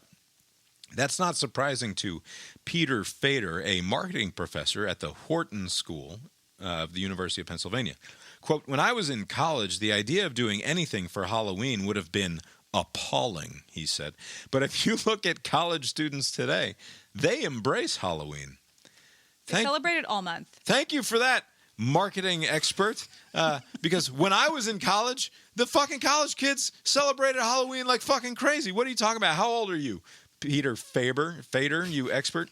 According to Fader, Halloween is no longer viewed as a children's holiday or just about trick-or-treating. Instead, it's increasingly popular among adults, and that enthusiasm magnified after the COVID shutdowns. Again, why are we asking this guy about this common piece of knowledge that everyone knows? In the few years before and into the start of the pandemic, Halloween spending was declining in the U.S. from $9.1 billion in 2017 to $8 billion in 2020. Fast forward to 2023, and shoppers in the U.S. spent a record $12.2 billion on Halloween goods, according to projections from the National Retail Federation. Now, I'm going to pause here and say that we have consulted the expert who told us that when he was in college, nobody would have been seen dead talking about Halloween, never mind participating in it. That's the expert who says this. That's what we went to the expert for. And then we have a claim in the body of the story about spending, right? This is a verifiable trend that you can look at in terms of actual dollars spent, estimated largely, by people on their Halloween goods. Now, Abe, I'm going to present to you a chart of Halloween spending. Now, I'm no expert, one might say here. But I'm going to just show you a chart, and you're going to tell me about the general trend that you see represented in this bar chart. Did the article present this graph? Or No, you I had to pulled up seek this something out else? myself. Okay. So chart starts in 2005. It ends in 2023. What does that tell you about the trend in Halloween spending? I mean, it's trending up, but It I mean, just fucking goes up. If you're drawing, Right. if you have a bar chart, you know what they often do is they draw a line to represent the trend. to smooth it out. This to smooth it out. This would be a chart that starts in 2005 positive slope. with $3.3 billion spent on Halloween goods and ends in 2023 with $12.2 billion in spending. Now, to the credit of the claim in the NPR story, we went from $6.9 billion spent in 2015 to $8.4 billion spent in 2016 to a peak at the time in 2017 of $9.1 billion. At which point it basically levels off for 2 years. It's $9 billion after that, $8.8 billion after that, and then in October of 2020, which you'll recall was the middle of a global pandemic, at which point people were still panicking about even being exposed to other people. We went to Disney World. We went to Disney World. We didn't spend any money on Halloween That's right. decorations. We 'cause spent we money spent it all at Disney World. on Disney instead of Halloween that year, and it valleys out there at $8 billion, which notably is still a full $1 billion more than was spent in 2015, for the record. But yeah, you can maybe argue that there's a slight leveling out from 2017 to 2020, and then you factor in the pandemic, and it's like, okay, a leveling out, and then it goes up by 25% into 2021, and then it increases again in 2022, and then it's up another 20% in 2023. What an absolutely absurd claim to be making without... What is the claim that they're making? That it went up? The claim is that the pandemic, that coming out of the pandemic, we went up, right? That in the few years before and into the start of the pandemic, Halloween spending was declining in the U.S. That does not tell the story in a true way of what actually happened with spending on Halloween in this country. Sure. That's an absurdity. And granted, you can make that claim because of the dip in 2020, arguably. But since then, the thing has resumed. The previous projection continues. We're still going up in terms of Halloween spending. Got way more. Right. Yeah, and got more, yes. Are you going to talk about Jason Pargin at all, or are you going to leave him out of this entirely? I can mention Jason Pargin, horror comedy fiction writer. My favorite person on the internet. Lori's favorite internet personality. He wrote for years under the pseudonym David Wong. He now writes as himself. Very funny guy. I've so far read only one of his novels, but I enjoyed it. I bought all of them for Bob for Christmas. Yeah. And he has suggested that Halloween is going to become like the major American holiday, that a lot of our a lot of the cultural weight that we give Christmas as we become a more secular society in general. Not that Christmas is going to lose its place of primacy in the culture, but that Halloween is the natural other thing that is going to come up behind Christmas as just a very easy way for people to spend a great deal of their money and energy in terms of expressing themselves. And he's sort of been right. Like, adults are way more into Halloween now. Like, that loser professor expert is not wrong. That, like, grown-ups didn't used to care about Halloween, but because we are a degenerate and youth-obsessed culture, and we don't care about important things, we only care about meaningless things, Halloween has become much more popular. He's certainly right about that. Well, you know, it's interesting. Like, Halloween is like, it kickstarts the holiday run to New Year's. So once you have Halloween, then you're into November. So you have Thanksgiving at the end of that month, then you have Christmas, and then you have New Year's. Basically, and Christmas and New Year's is when a lot of people have off. People actually congregate, like families and friends. Like, Halloween is the fun holiday, but like no one like travels to see people for Halloween, right? You just dress up as, you know, something. And then you just hang out with friends That's or right. whatever. There's no like, traveling involved. So it's like it's a different usually. type of holiday. Like, it's not like It's a party holiday. Yeah, it's a party holiday, but it's not a travel holiday. No one travels for Halloween. The other marketing expert that they speak to is George John, a marketing professor at the University of Minnesota's Carlson School of Management, says these early rollouts also have a better chance of being successful now compared to 20 years ago, thanks to consumer data and online shopping.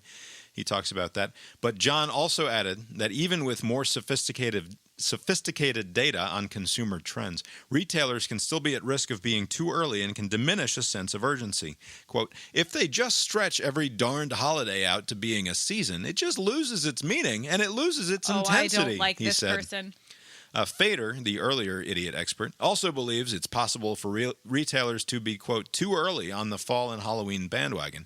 He added that dropping merchandise prematurely can hurt companies' bottom line. There could be merchandising issues, he said. If you're taking some stuff off the shelf and putting things on the shelf that people don't want at that time, you're only hurting yourself. That's a fine comment, I suppose. But the other guy complaining about the stretching out of every darned holiday season. Like, now we're going to experts for the Andy Rooney comment about how this stuff is on the shelves too early because it's losing its meaning and its intensity. Yes, that's what they did here. They went to the marketing expert. I'm disagreeing with the experts. I'm not disagreeing with you. All right, go ahead. Okay. Oh, there's a lot here. Okay. Where do I begin? So the complaint is that the pumpkin spice latte comes out earlier every year. And that's bad because it's not fall yet. First of all, Disney, who ought to know, starts doing their Halloween parties in mid-August. Okay? Disney knows they wouldn't do it if it wasn't a good idea. So the reason they have to start the Halloween parties in mid-August is because Christmas starts the day Halloween ends there. Because it's easier to take down the pumpkin decoration and put the wreath up at the same time, rather than having to pay that person 2 different times. So the rest of us, Christmas starts the day after Thanksgiving, which is a full month before Christmas. So we've allowed the Christmas holiday, which we like because this person is wrong. Making it a season rather than a day makes it more fun. It means you get to the day and it's like, finally it's here. It's an anticipation, which is the most fun part of anything. So if we allow Christmas to do that, then we're cutting short the fall season because Christmas is only 2 days into actual winter. We have winter weather a full 3 months after Christmas starts. But we're still eating the peppermint food and the gingerbread food and the Christmassy foods before Christmas. So if we're going to allow that, we need to actually celebrate fall, which includes Halloween. And so that means you have to push it into August. Sorry. I used to buy. Sorry you're fucking joyless and don't want to celebrate things. I used to buy Sam's Summer Ale as soon as it became available, which was in the summer. And then I stopped because I remember seeing Sam's Summer Ale in like March. And I was like, nope, this is not okay. This is a summer beer. It's a summer flavor. But the summer and keeps getting longer. I felt much the same. Yeah, now you could it's a climate change, you know. But, yes, that's because of climate. So buy the summer beer in March. Okay, but then we need to push Halloween back because I went to the grocery store the other day and I ended up buying an assortment out of, the great advancement in beer consumption is the singles fridge where you build your own pack and you like pick and choose from the different available beers there instead of buying a 6-pack of something you're not sure of. You can try new beers by like just picking randos out of the singles cooler. And not pay an outrageous price for it. The pumpkin beers were all there, and Lori likes a pumpkin beer, or she likes a pumpkin beer in theory. She can't really drink a whole pumpkin beer. I just don't feel good. She can drink a few sips of a pumpkin beer. I can drink like a little, what is that, 4 ounces or something? Yeah, so we buy a beer, and Lori has a couple sips, and I get to finish the rest of it, and I feel like I've done a good deed because my wife gets to enjoy the tasty pumpkin beer, and then I get to drink a beer. So I bought a handful of these assorted pumpkin beers over the weekend, and we tried a couple of them, and they're good. But also, when it's fucking 100 degrees outside, that's just the wrong flavor profile for consuming that sort of a beverage. It was cold in our house last night. That's true. You got to push that. Maybe push Halloween back. If we're going to have the climate change thing, move everything back. One more note on this fucking so-called expert, Mr. Fader. Quote from the article, Fader attributes some of the attitude shifts to the seasonal retailer Spirit Halloween, which has become a staple associated with fall itself. Part of the store's popularity is how its costumes and other merchandise continue to stay culturally relevant. I think it really opened the door, legitimized it, and made it more than just for little kids, he said. Now, far be it from me, non-expert, to criticize the academic work of the expert, Mr. Fader here. But is it plausible to you that the retailer Spirit Halloween is driving the bus? Or is it more plausible that shifting consumer attitudes about what they want to spend their money on, what they enjoy interacting with, is probably driving the pop-up Halloween retailer?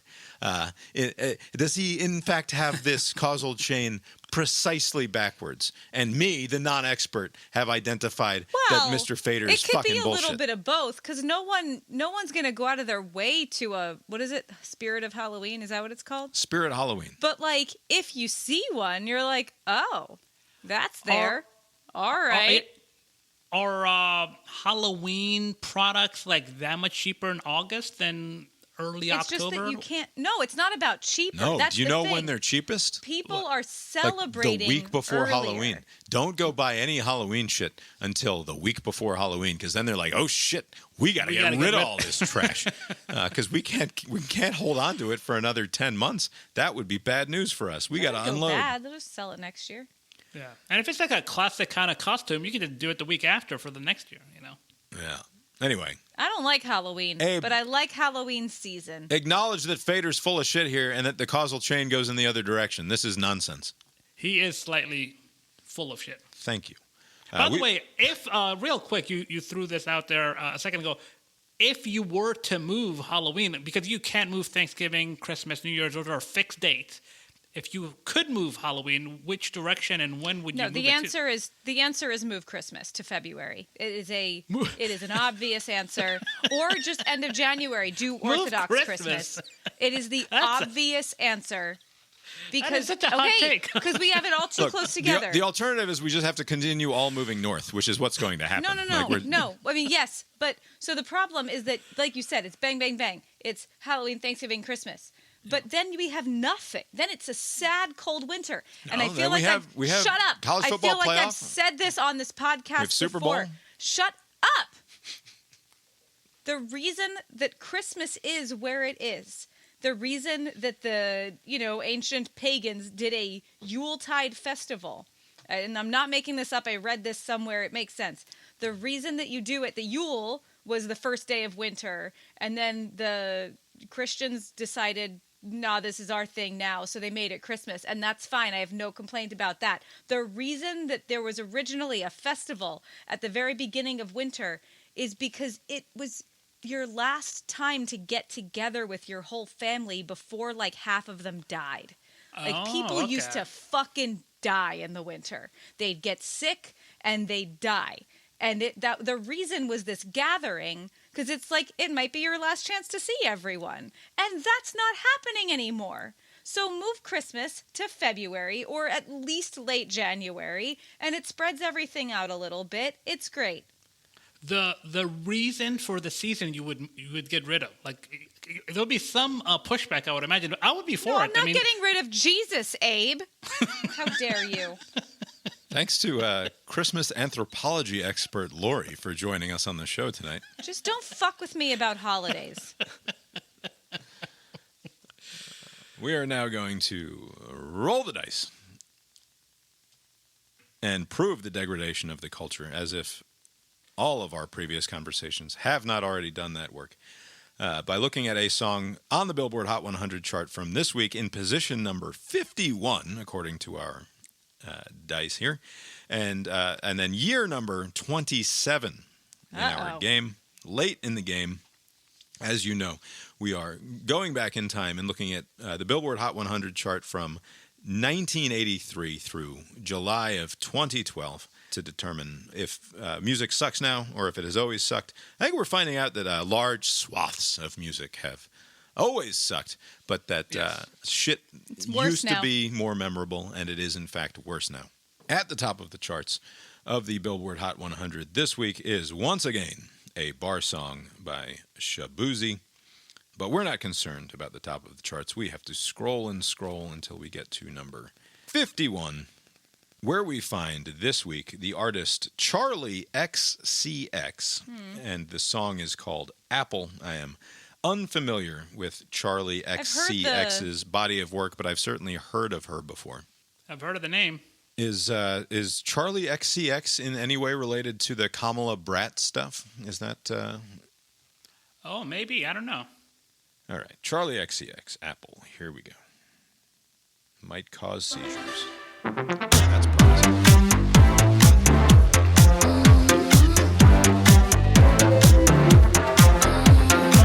I guess the apple don't fall far from the tree, 'cause I've been looking at you so long now I only see me. I wanna throw the apple into the sky. It's fine, but it sounds like 80s music. So I just wanna drive to the airport, the airport, the airport, the airport.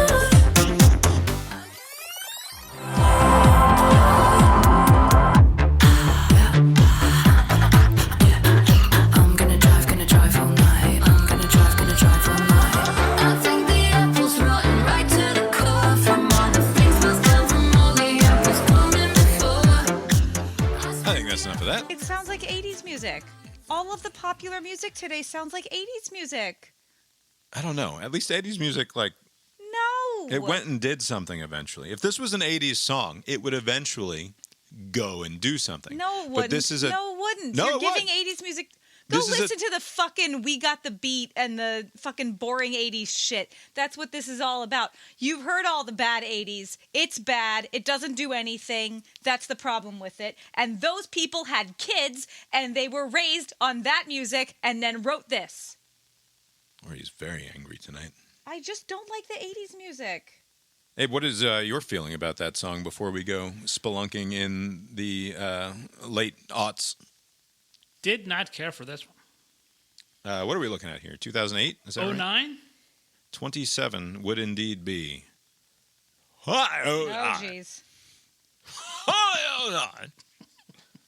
Speaking of 2009, this is largely neither here nor there, but I had reason to look at photographs of myself from that year Oh? recently. And I was a big fella. You didn't really have a reason, though, did you? Did I? What do you mean? I don't know. I mean, we don't need to explore any further my reasons, but had cause to look at pictures from that era in Bob, and I was a big fat fuck. There's no getting around it. And I've lost a lot of weight since then, it must be said. I had already tried to get healthy starting in 2008 when I quit smoking, right? So that was the first step. And I forget, which year did we do Thanksgiving at your boss's? 2008 Thanksgiving. Yeah. Because I Yes. just stopped Yes. smoking around then. 2008 Thanksgiving at Chad's house. Like it was only a few weeks into that, It was great. It was a great Thanksgiving. and I immediately put on like 15 more pounds. Like I had It was been at Thanksgiving that he put on 15 pounds. quite possibly, yeah. I had been hovering around like 230, 235, which is too big for me, and then I was up to like 245, 250 for a very brief moment. I got up to 250, and then I was back down to like 235 fairly shortly into trying to be healthy again. I think that you always, this sounds mean or whatever. I always feel like if you say I'm sick, what do you weigh now? 175, And you're 179-ish, 6'2". depending on the day. Yeah. 175. I picture a much more like skinny person than you are. Right. Like I think that you always weigh less than you look. So when you weighed nearly 250 pounds, you looked bigger than that.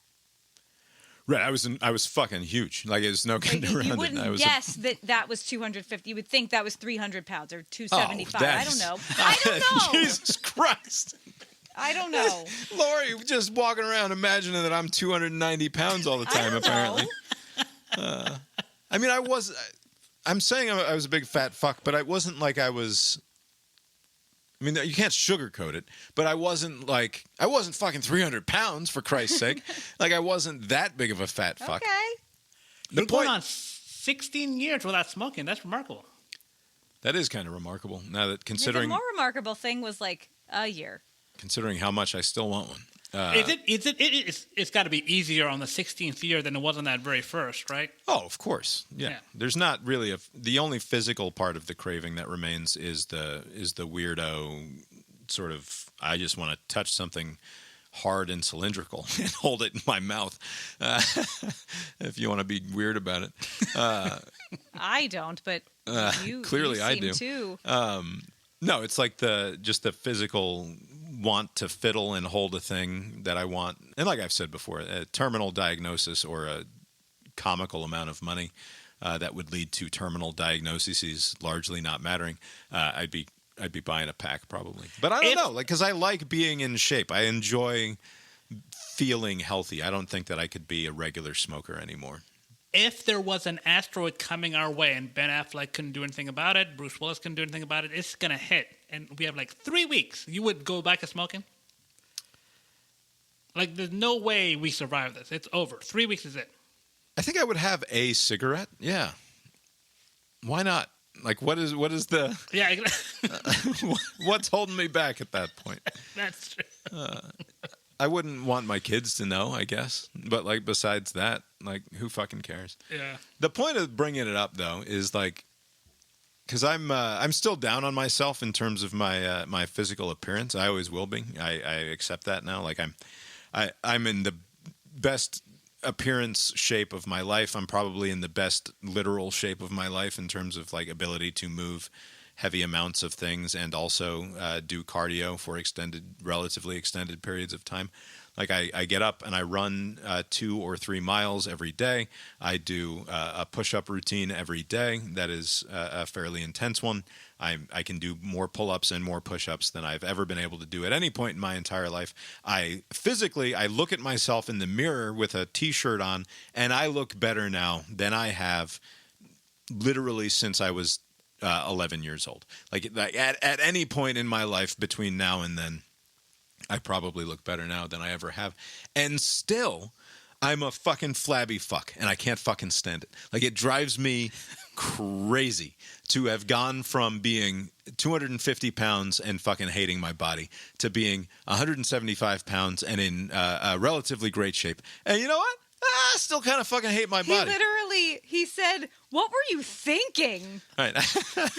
To Lori about like what the like how did you deal? How did you possibly walk around? Like because as of now she's still far more beautiful than I deserve in terms of physical like the way that you see like a couple walking around and you're like, outpunted his coverage by a good bit here, didn't he? With the smoke show that he's walking around with. That's still the situation now, even though I'm becoming a much more handsome version of myself as I age gracefully into my 40s. She still is way hotter than me. What the fuck was going on in 2009? That was an acceptable way to walk around in the world. I'm so impressed by you, Lori, that you were able to overlook such a gross disparity of relative attraction. It's quite impressive. But still, as I'm saying, as I brag about my relative health and relative good looks now, the thing that I want to achieve in my head in terms of physical appearance is functionally impossible, I think. What are you going for some sort of Arnold look? Do you want to be like a meathead? Like, what's No, the I don't angle? want to be. So I've never been a guy. If people want a much more intimate picture of my midsection than anyone has any right to ask for, or certainly no want. one's asking for it. Literally, no one wants to know what I'm about to say. Premium content on the website. That's right. This should be behind the paywall. My gut has never been an impressive Homer Simpson style, like full belly, like hard beer gut type situation.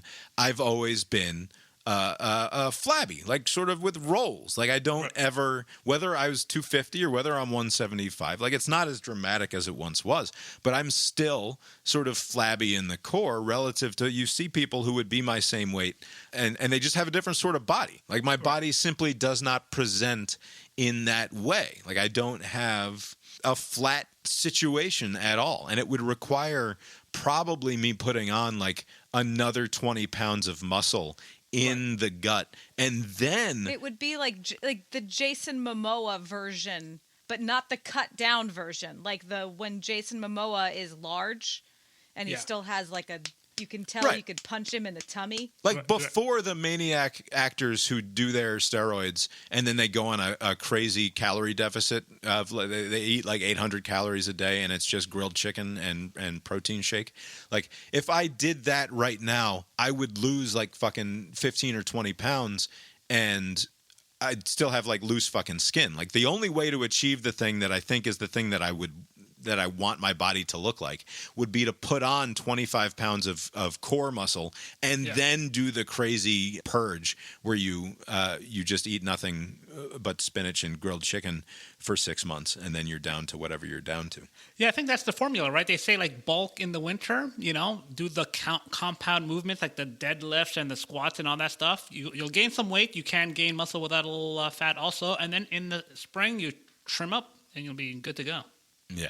I mean, I've never been good about putting on muscle. He's not Like gonna I have do that I because have that's for crazy people. shoulders and I have arms, but I'm never going to be able to build that fucking weird Thor core that all of the Marvel superheroes have. I mean, obviously, right? I mean, That would be a hoot. Bob looking like a Thor character. right. Yeah. All right. I mean, What's that got to do with anything? 2009. We were going back to August of 2009 when I was less than a year into my attempt at multiple times a week exercise. And I think I was going for runs like after work at this point. And like fucking 3, 4, 5 in the morning going out for a run and trying to hide it from everybody so nobody thought that I was exercising. Because like when people think you're exercising, now you're fucking exercising and it's a fucking thing. And I didn't want it to be a thing. Anyway, here we are, the week of August 23rd through the 29th of 2009. The Black Eyed Peas, I Got a Feeling, atop the Billboard charts. I hate that song. Terrible song, but at least Will.i.am knew at one point in his life that it was appropriate to deploy the word retarded, and the culture accepted it, and it was What fine. a clean transition to get it started. Boy, it just works. Yeah, Miley Cyrus, Party in the USA in there at number 2, Jay-Z at 3, Taylor at 4, Kings of Leon at 5. So some big names. Pitbull at number 10 as we scroll and scroll. Yeah. Mariah Carey naturally making an appearance in the top 20 at number 11. Mariah lost her mother and her apparently somewhat estranged sister in separate incidents over the weekend. No kidding. Wow. Weird. Yeah. Black Eyed Peas. Seemingly separate. Lady Gaga, Pink, Green Day. An artist named Jeremih, Jeremih, with a song called Birthday Sex. I don't remember that one. I'm pretty sure I've heard that song many times. Beyonce, more Lady Gaga, and at number 50 is Beyonce again. Taylor at number 49. 51, though, is a song called Say Hey, parentheses, I Love You, close parentheses, by Michael Franti and Spearhead, featuring Shireen Anderson. Got a bad feeling about this one. Yeah. Doesn't The ring a bell. opposite of the top of the chart song. I've got a feeling. Come down, selector.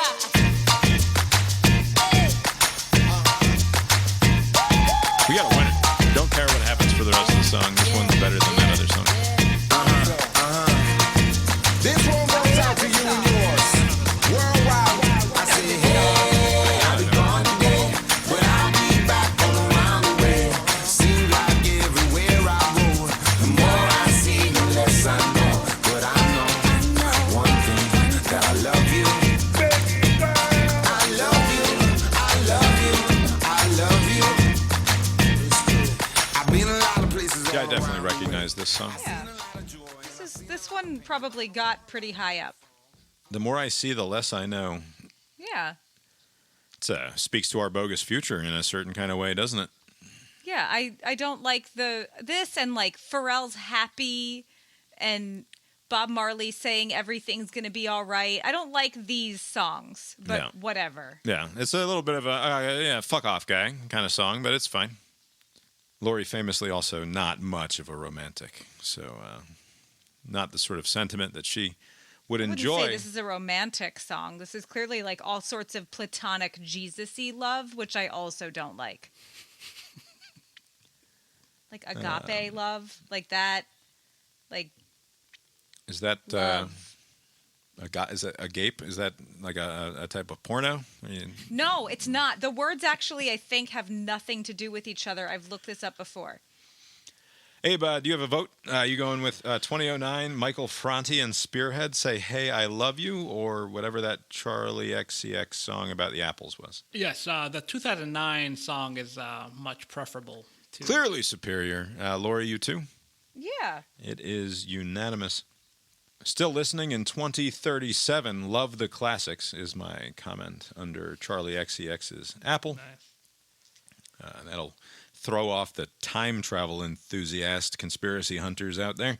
You've been listening to Cast Iron Brains, a podcast with Bob and Abe. Find the show at Substack, brainiron.substack.com, where you will find more from us in the future, no doubt. You can also go to tetramermusic.com, Tetramer music.com, for more from Mark Gillig, who composes our opening and closing themes. Still composing it. Still composing it right now. He is currently hard at Planning work. a wedding. Composing our theme song. Composing various themes. Abe, did you make it to the movies to see the latest, or first, is it the directorial debut of one Zoe Kravitz with her crappy and underperforming horror movie? Or did you go see something else? No, I did see that. I went to go see Blink twice with Channing Tatum. I didn't know this was a Zoe Kravitz. You sure it's production. not? Sure it's not Josh Hartnett in this movie? No, although he could have played it, and also this a very M. Night Shyamalan movie.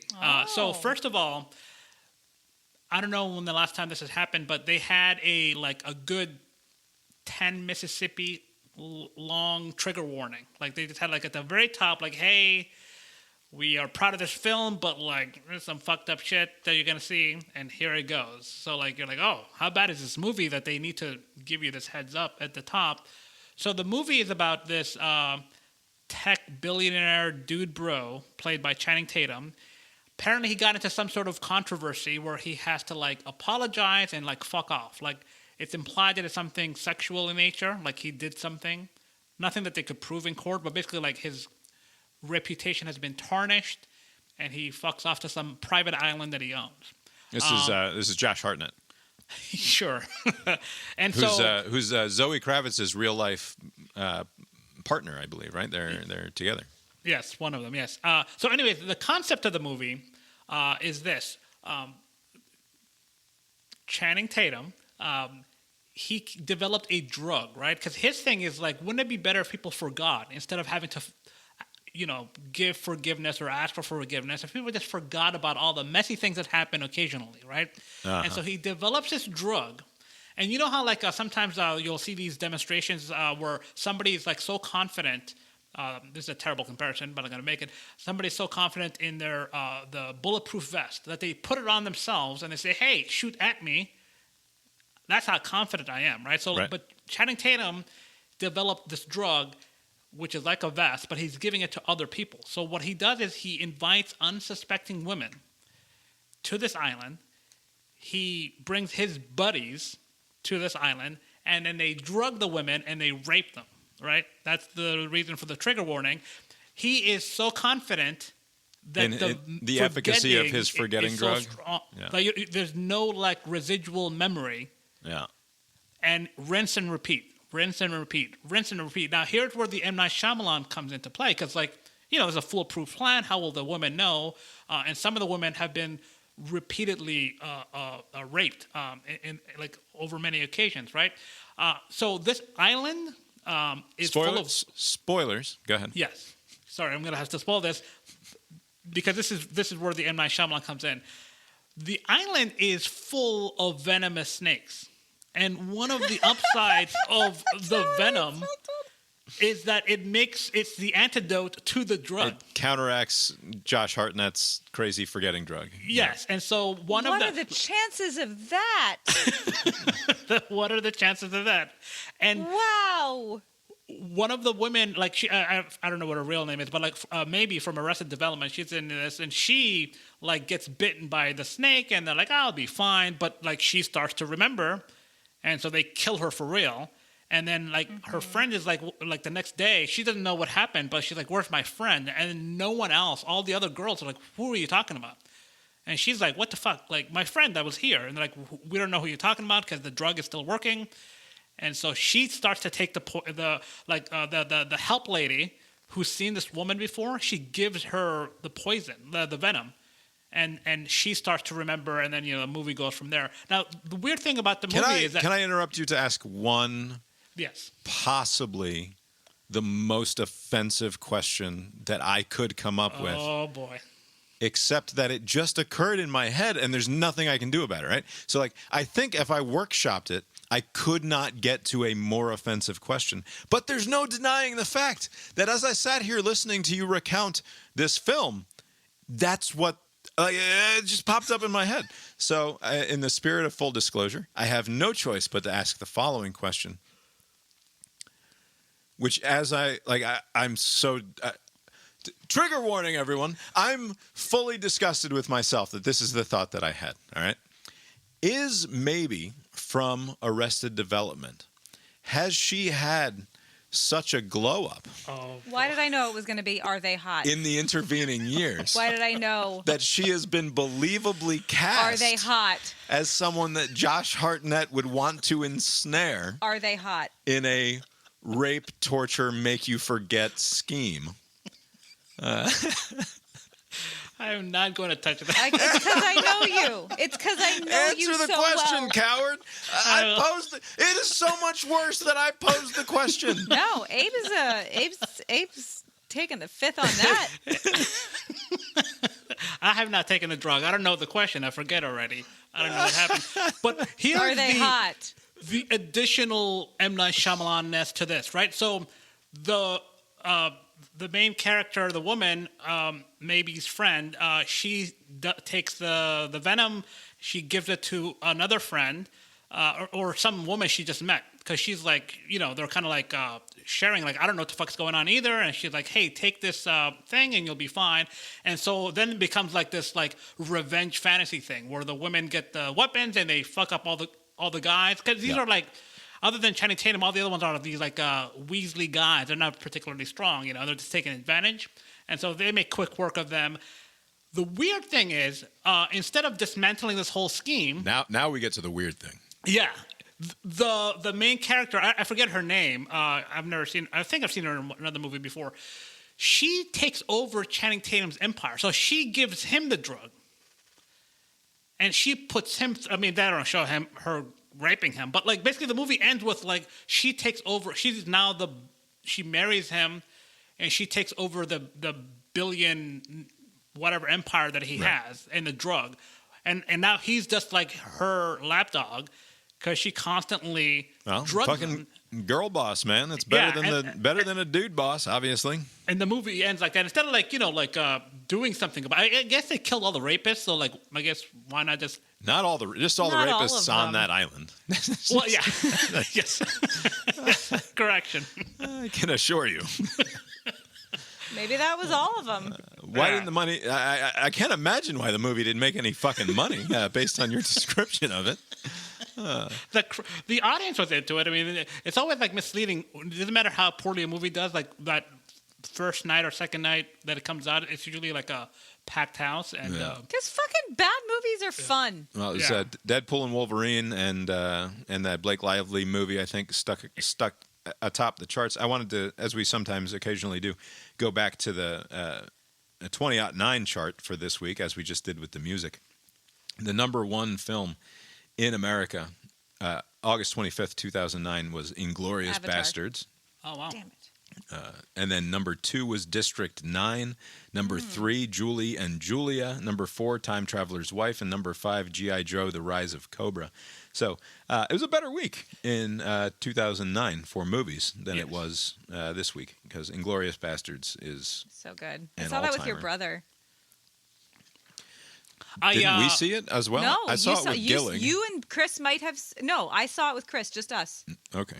one other thing I did. This was at home. I watched this documentary on PBS, The Frontline. It was called Two American Families, and this is like a 30-year-long documentary. So they followed these two families in Wisconsin going back to 1991. So like they followed them a lot in the 90s. Then they checked up on them like right after the recession or during the recession, and then they checked up on them again this past year. And you kind of follow these two different families struggling. I mean, it's remarkable how much they are struggling. I mean, one family had like 5 kids, the other family had 3 kids. If you're gonna have kids, it's gonna be like tight, because like these two families did not have like a great education. They were kind of like working class, not even middle class, like working class. And like at the beginning, this is like right when the recession hit, like right when Bush and Clinton are running, like in 91, 92. And so they're having a hard time finding jobs.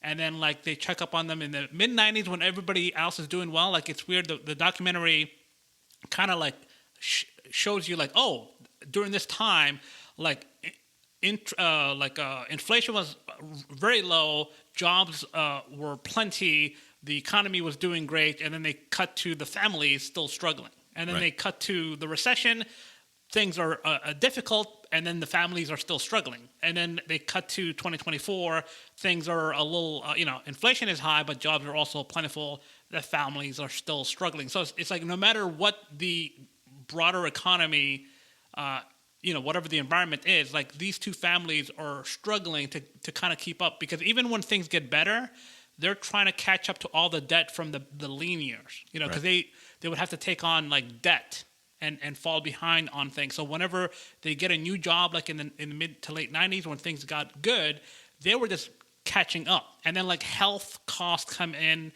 and then they fall behind again. Like the only two that kind of made it out were like the kids. So the parents sacrificed for their kids. Some of them went to school, took on loans, but then they were able to get like a job somewhere. And so far, some of the kids are doing well. And one of the kids was like, I'm just not going to have any kids until I'm ready. Basically, like he kind of figured out, like, you know what? Let's not repeat that one aspect of my parents, because it's just a hassle to have like 5 kids, especially now. And so he has 0 kids, and he's doing well.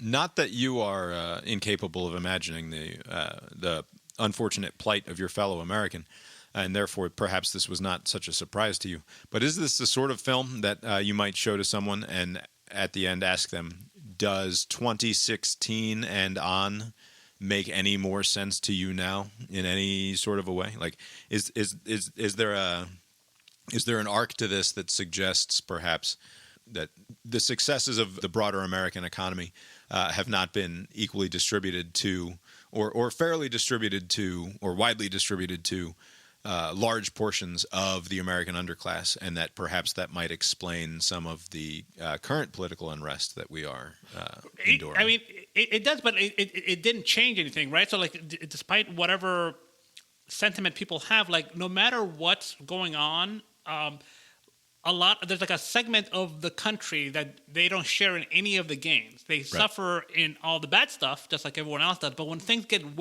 good, they don't share in that. A lot of people don't have stocks. So, like, whenever you see the stock market go up, it doesn't mean anything to them because they're not part of that. And so, like, it's just remarkable. And also, like, with the other thing they were kind of getting to was, like, with healthcare, like, you could be, like, doing great, and then one bad medical episode can undermine your entire effort, right? And you have to kind of catch up and pay for that. And this was, I'm sorry, was this American Experience or Frontline? What was it? So this was Frontline, and the documentary was Two American Families. So Gotcha. there were two American families, and you know what? So I mean, I don't. Maybe they did this on purpose, but you know, they were both from Wisconsin. One was a black family, one was a white family. The white husband, he has been like wanting out from the get-go. Like, things get tough. Like, maybe his entire identity is that of a provider. So whenever he has a job, you can kind of see it in his eyes. He's like, I'm the, father. I'm bringing in whatever. And then, like, he gets shit canned because all of the union jobs are gone and things aren't available. And he's just depressed. And then they interview him. Bill Moore is doing some of the interviews, and he's like, I don't think this relationship is going to work, like this marriage. And then the wife is like looking at him like, this fucking, like, this is not going to change anything. We still have to raise these kids. Like, who cares? Like, what are you talking about? Like, it's like, like, she works at night, I work in the morning. We don't sleep together. It's just a mess. But like, every time things got rough, he always wanted to hightail it out of there. And like, well, to his credit, it sounds like he didn't. He stuck through it. So they jumped to the recession period. He didn't want to take part in that, and then like they cut to 2024. Now he's like living in a trailer. They've been divorced. The whole thing fell apart. The black family, the husband and wife are like lockstep. They were like, they had 5 kids. They were on the same page. They never undermined each other. They were always supportive of each other, and they had some of their kids do okay. They didn't talk about all of their 5 kids, so I suspect that something's gone. Sometimes just by omitting, like, I was like, what happened to the 2 kids? They just talked about the successful ones. We don't talk about Daryl. Yeah. But yeah, so it was a very interesting look. But also, I thought they would show like the 90s and like how things were improving for other people, but like for these 2 families, things were just rough, just like they were in 2012, just like they are now. Like, things did not change for them at all. Oh, yeah, it sounds like a worthwhile Frontline episode. No, it was very. I haven't watched a new. I haven't watched a new Frontline in a couple of years. It feels like. Long time. Have we watched anything else? We watched almost entirely Vegas videos. Oh yeah, because we're now in the mid planning stages of our. The problem is I won't have time. Trip to Vegas. By the time I have time again to plan this trip, it will be weeks away. We're going championship weekend of the NFL season. So like the last weekend in January or so, or third weekend in January, we're going to Vegas for 4 nights. I think we're staying, right? Yeah, something. I don't know. Oh, nice. When's the last time you guys been to Vegas? I went. We've been separately. I went as part of a Domino's trip, a fucking Domino's. I went with a family reunion. Pizza rally. With my family. Oh, nice. But this is our first. This is going to be basically our first vacation that Lori and I have taken. Yeah, this will be our first trip that's not to visit family, unless you're counting Andy's wedding. But we are bringing the kids to most of that. So, like, this is our first couples vacation ever where it's just no us. Kids with it. Oh, so something's probably going to happen to make it not happen. Right. Just us, no kids. Or my other family members. This is the first time that we've done that. All of our vacations have been to visit Chris Howard. All of them. Seems like it, yeah. Whether he's there or not, Sometimes he doesn't show up to these vacations that are to visit Chris Howard, but that's why we go. We watched football. We watched Vegas videos. I've started watching again. Okay, so I started with the 30 for 30 movies, whatever. Mm-hmm. And then I remembered that there was an SEC short or long documentary series a few years ago where the episodes, I think, were 2 hours on TV with commercials. And it's by decade. So that's what I'm up to. Oh. I've like watched SEC the first. football history by decade? Yes, SEC football history. I can tell you a lot about like why it's called the Egg Bowl and LSU founder, like the whole thing. Oh, nice. It's really great. It's really great.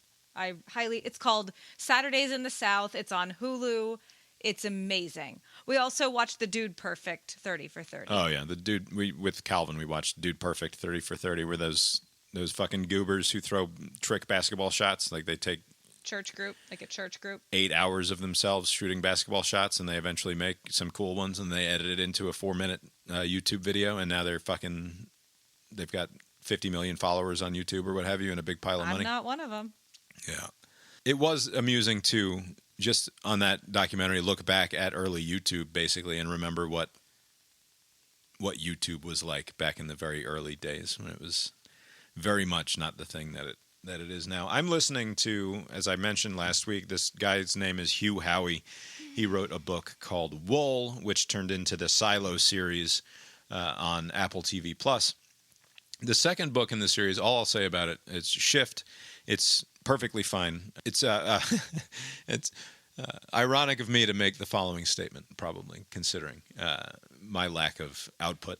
But one thing I can say for sure, and you probably say a lot more for sure about my authorial writerly output at this point. But one thing I will say for sure is that I will not be the sort of writer who writes one of these fucking series that's like 8 or 9 or 12 fucking books long, where you just keep going back to the well and doing the universe building. Because the energy and interest that existed in the first book called Wool, the way that it was character driven, the way that it was all about interesting characters, and if he had a plot infrastructure in place ahead of time where he knew where he was heading, in theory, it was clearly secondary to the action of the book. It was clearly secondary to telling the story of these individual characters and getting across the point about interesting, relatively speaking, for this sort of fiction character work to let play out. In the second book, it's already apparent that what is important here is expanding the universe and moving things along. And it's just like it takes so much of the life, even though it's a perfectly enjoyable story, right? But it's taken so much of what made the first book great and said, no, what matters is the plot scaffolding more than anything else, right? Like, it's a bummer. And it's just, I think it's just a function of, like, it's a very hard thing to do, to write a book that is entirely set in a fictional universe and have it be about people, and then leave those people entirely behind, except as sort of ancillary characters who are it's happening somewhere else out in the world, right? And then still have that same sort of passion for the new people that you're placing in this universe. I think it's a very, very difficult thing to do, and I'm not sure that he's not achieving that level of difficulty that is necessary to keep me invested in the series moving forward. And how many books are there in this series? I don't know. I think there's like fucking 10 or something. Like there's a whole bunch. And the wheels are already falling off book 2? It's not that it's not fair to say that the wheels are falling off. It's just to say that I think it's a hard thing to do, to go back to the well, and because I mean, maybe I'm wrong, but the way that when I'm thinking about writing something, the plot is always going to be secondary to the motivations of the individual characters that you're writing. And my feeling is that he had a good character or two to write about in the first book, and maybe that was just lucky, because the plot is good. Like, it's a worthwhile exercise in terms of playing out the thread that he's currently playing out. but the characters just aren't the same as they were in the first book. And it's maybe part of it is that the audience comes to expect, because it's part of a much larger story, that the underlying thing that actually matters to the author more is the plot infrastructure, is the scaffolding that he's building this entire story on. It's almost like because I know that he knows that we all know that this is just another chapter in a much larger epic. Like, it's hard to. It's why the Star Wars fucking movies fucking suck, with the exception of the first 3, right? Like, these were interesting characters that fucking mattered, and it's hard to go back and finish out this big story that you're trying to tell when you don't have those characters to depend upon any longer. I don't know. I should just be enjoying it as a piece of pop art, which I am. It's also not really your thing. No, you're gonna finish this. You're gonna stick. I'm gonna finish this novel. I only have 10% or something left in this book. I don't know that I'll necessarily seek out anything else. Maybe I'll watch the TV show and see if that speaks to me in a bigger way. I don't know. Also, there's sports. Well, I guess we won't talk about that. Plenty of sports. We're gonna. Well, but your own personal stuff, but that I guess can wait as well. That can wait as well. Yeah, we had a development in our local little league situation here, and I'm going to be even more involved than I thought I was going to be in the fall season. Hostile Bob's takeover. just so good. It's just like at jobs where he like tries to just work there, and then they're like, "Actually, we need you to manage." It's like that, except baseball. Except youth sport. Anyway, we'll get into that in the future. Abe, have you got anything else for us tonight? Nope. Well, I guess that's all we've got for you tonight then, and we will talk to you next time. Later. Is the entire human project bad? Because the entire human project is one of consuming and using resources to the point where we have a negative impact on the world around us. But also, we have more human flourishing at this moment in time than we've had at any other point in the history of the planet. Like, there's more by volume, and relatively speaking, also, not just by volume, more joy and stability and flourishing on the planet than there has ever been at any other point, right? There's simply no denying that fact. But also climate change. But like, the realistic solution to climate change Kill all humans. is kill all humans, or Kill to enough humans. Yeah. or to advance to such a point where we can fucking terraform and it doesn't matter, right? Where we can just make the world as we want it to be, right? Like that. So there's a kill all human solution, and then there's like an insane future where we have these literal world-making machines that can transform the planet in a way that is basically unthinkable at this point, right? Right.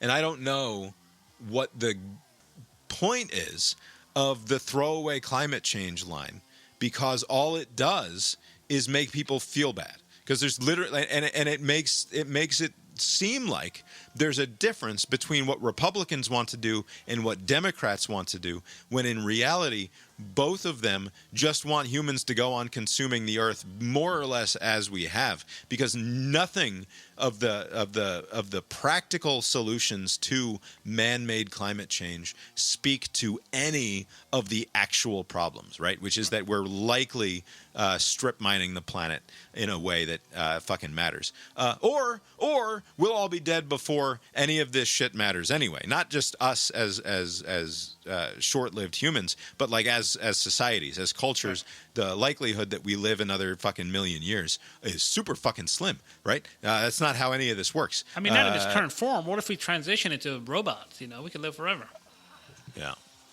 Anyway, I don't know. Also, this is it's almost like an unfalsifiable claim you can attach to any weather event, because like even things that have happened forever, you can just claim that it's more frequent now, right? And how can you just like, Right. oh, I guess this is more frequent. I don't know. Like you can that sentence, you can plug it into any story about some weather event. And they do. That's why you can control F climate on anything that happens related to someone dying in nature or as a result of some weather event, and there will be a throwaway mention of how climate change is to blame here. The proceeding was created with 100% human content.